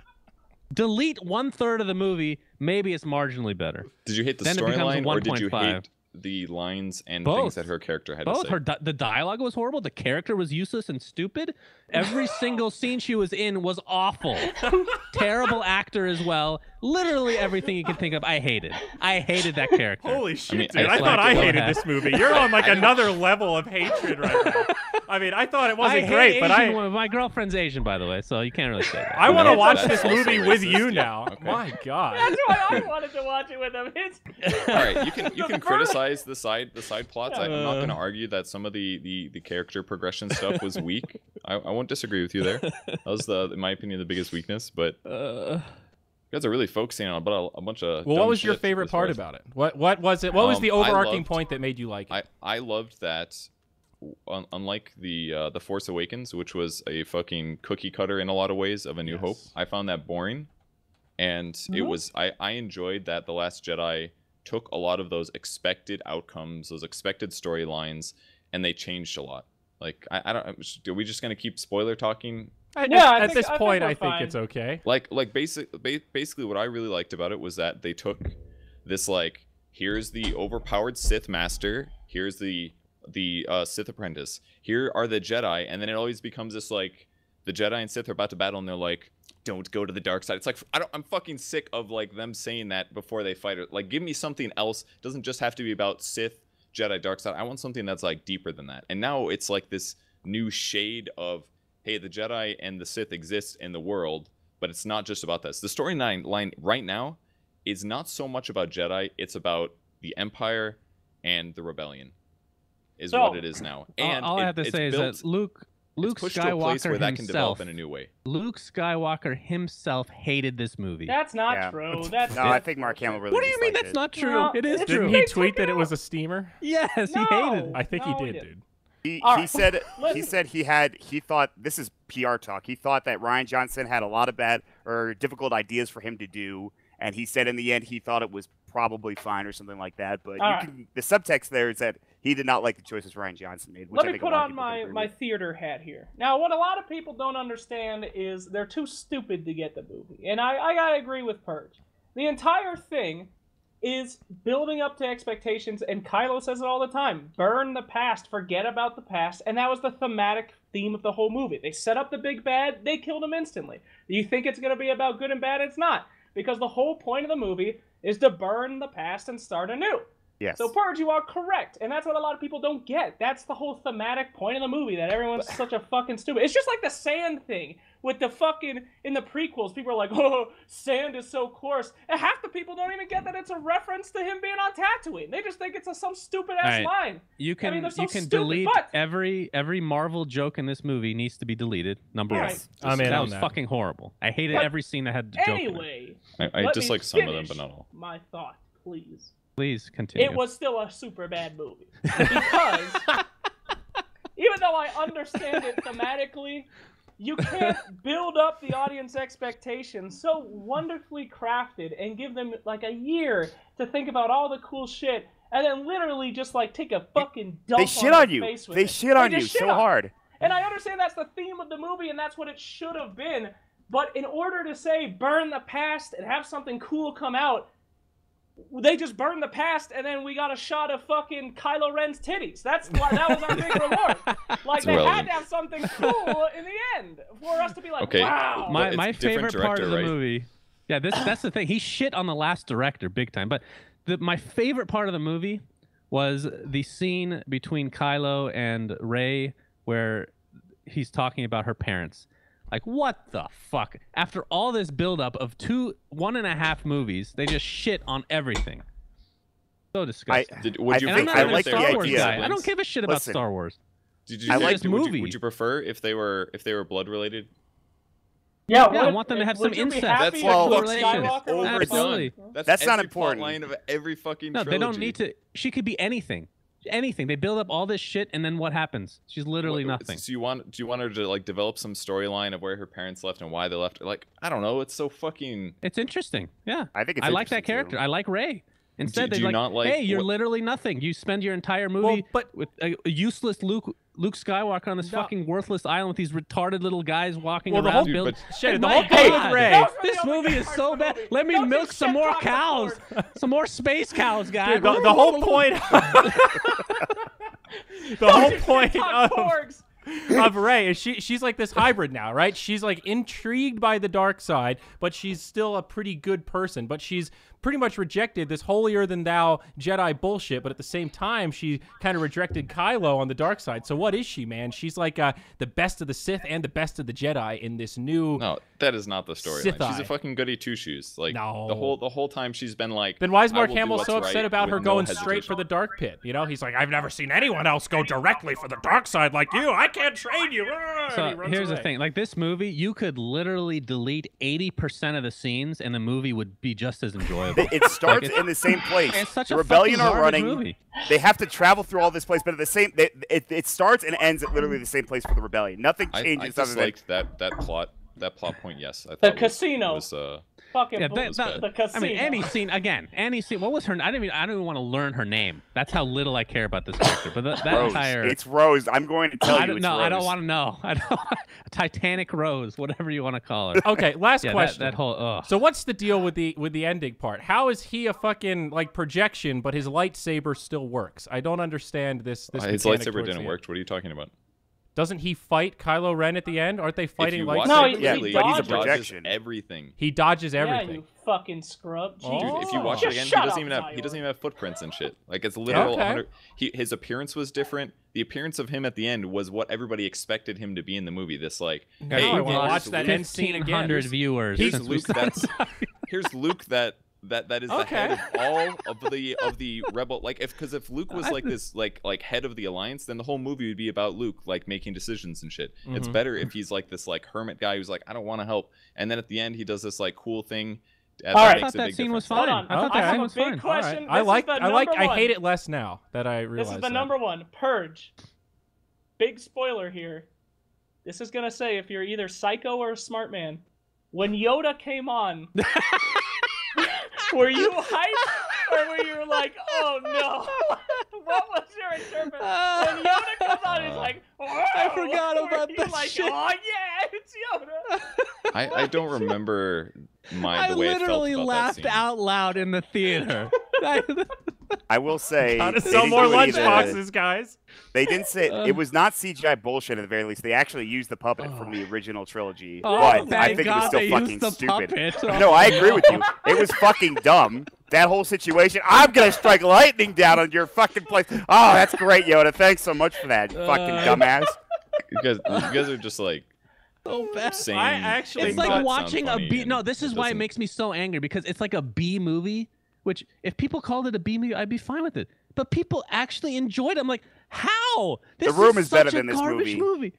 I haven't watched it yet, buddy. Okay, you need to watch The Room. Take it easy, Mon. All right, slow down. You guys, you're fucking boners about it. That's all. Yeah, I thought it was a fine flick. All right, was it good enough to be a Star Wars movie? Maybe not, but it was a fine flick. I will not say, good enough to be. Are you fucking kidding me? Not good enough. What does that mean? It had like You're great digging CGI. yourself into a bigger hole, buddy. I mean, I don't know. You guys are just like haters. You guys are just a little bit. You guys like like you guys can have your opinions, but you're influenced by your rage right now. That's all. I'm not gonna lie. I was so mad by the time we got to the last scene. I did not notice that he dodged everything. I was just seeing it like, I want this fucking movie to be over. Dude, the fact that she was in space briefly put you into a shit mood for the whole movie. It ruined literally happened. And we've now proved that it's physically fucking possible. Other than the whole, I don't know. Jedi you said 3 minutes. Like, my googling says 15 seconds. Either way. But you can't tell me how long she was fucking in space for. I mean, she was there for like 5 minutes. And either way, guys, fucking spaceships. The spaceships fly as if there's fucking atmosphere and gravity. Space flight doesn't work like that. It's fucking, you go in a straight line until you adjust your course. You can't just be like, yeah, I'm flying like a spaceship. It's the so there's future, like Star Wars has always been like not perfect science, and that's honestly something you have to slightly accept about it. So well, if you're upset about the fact that she was in space for 30 seconds or was it 2 minutes? Isn't it a spectrum though? There are some parts of fantasy you just expect. Like, yeah, a lightsaber doesn't really make sense, but it's kind of cool and it like makes the plot go, so you accept that she was maybe in space for a minute too long before she used her magical powers to move her fucking body back inside. Listen to what you just said, dude. It sounds like we're writing a satire of a shitty sci-fi movie. Let's take it easy. Yeah. Can I tell a story to end the show, by the way? Yes, go for it. Nah, it's not that. Basically, he just said like you should take some leisure here and there. My point is, can't you take leisure with a minute difference? No, I just think some things are more extreme than other when it comes to fantasy. You're right. It's like, to enjoy Star Wars, you have to accept that some of it is ridiculous. But there's a certain limit of what just happened that ruins the immersion for me. And that was you guys were just expecting a sequel to the first movie. That's all, and it didn't happen. I was expecting a non-Disney movie, and that was my big problem. I was expecting an okay movie. I went in with low expectations, and it was way worse than I thought. So it was great. That's the thing. Like, at the end of the day, I'm not really a Star Wars defender. Like, I don't care about Star Wars that much. It's just I care about movies being bad that people like. Go ahead. So here is the story that will end the thing. And this story is about Star Wars: The Last Jedi. No, it's true. We went. I saw it with my sister, where she happened to visit us in Captain's Raft, and we go to the movie theater, and they have this thing called 4D experience, guys. 4D experience. Now, have you never heard about this before? You go into the movie theater, and it's like a fucking ride at Disney. The chairs like a whoop, and they're up, and when ships are flying, they're moving, and all this shit. But the thing that was bad, though, now they had like 12 different sensations, right? They had like, smells, bubbles, ticklers, vibrators. Like every time someone got shot, the chair's like, and I'm like, Jesus. That shit gave me fucking PTSD. I'm not gonna lie to you. All right, there's a button on your seat that says water control, and you could shut it on or off. And my sister, she's sitting there and she's like, all right, I'm shutting off the water control because I don't want none of that. Everybody in the room is shutting off water control. I go to hit mine, the fucking button's broken. I can't move seats. It was the scariest fucking movie I have ever seen. Now think about The Last Jedi, how many water scenes there are. And they come up all of a sudden out of nowhere, and there's a fucking jet pointed at your face. And you're just like, okay, so like, and so like it's raining and it sprays you? It's like raining and it sprays you. When it's raining, they have like shit on the top of the theater, and it actually like rains down, and they put wind on. It's super cold. Wow. But the jet, it must have been like because everyone else's jet was off except for mine or something. But the water was like poof, and it would nail my ass in the head, and I wouldn't know where it was coming from. And I'll say, the most scared I've ever been was for some reason during the milking scene.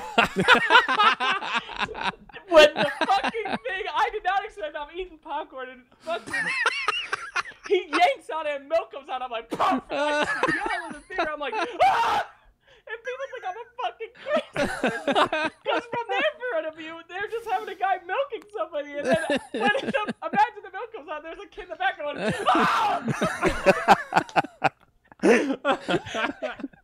Anyway, the entire experience, if I could shut off the water, if you guys never done it before, the 4D thing, it was like, it made sounds cool. It was super Does it do, sick. Is it smells as well? I think. Yeah, yeah, yeah. Oh, God. The only smell was after they fight all those guys and they kill them, Kylo and Rey.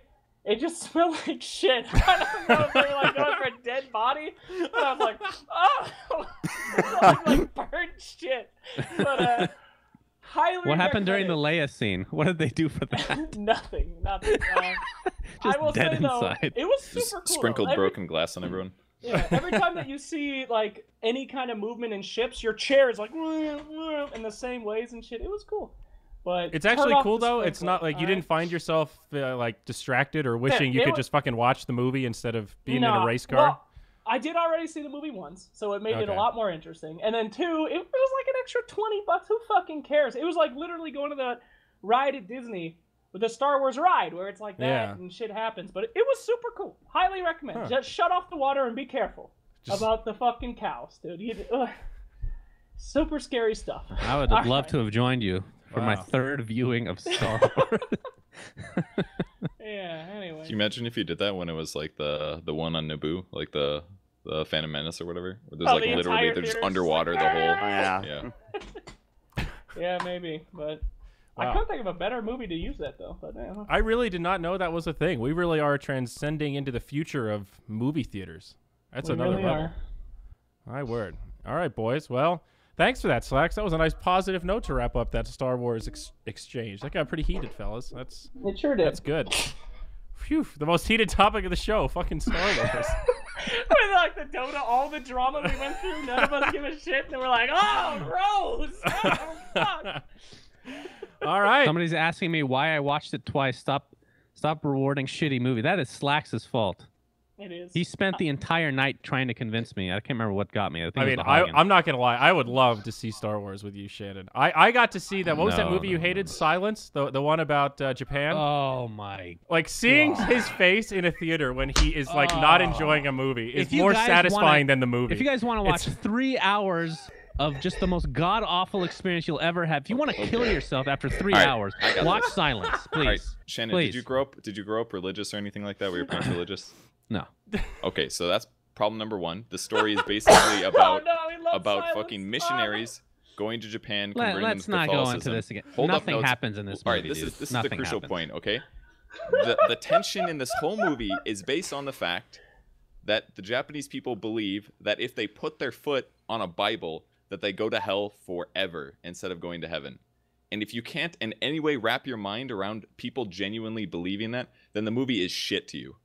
Did you like the movie, Purge? Because I didn't enjoy it like much, but I wouldn't say that it was dog shit because I could see that like, okay, this is going on for a long time, but if they are this believing so good. that it's like life and it's like heaven and hell, it has nothing to do with the argument. I can I'm just saying, appreciate the movie, but it was dog shit to be honest. I didn't say that it was dog shit. You guys laughed as I said 2 words.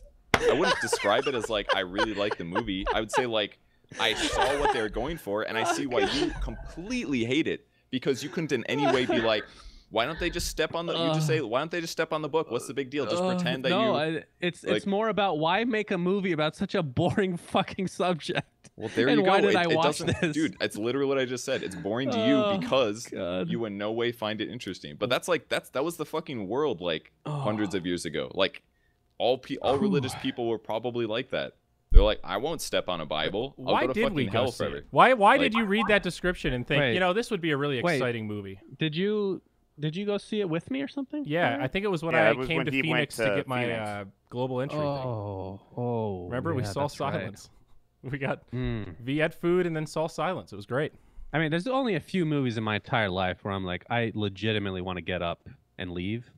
Star Wars was one of them. This one, it wasn't because I'm like, something's going to happen, surely. And then the credits start. I'm like, nothing happened. All right. Shannon, could this be a stress issue? Because these seem to be recent. The funniest thing was that as soon as we got out of the theater, he was complaining about it.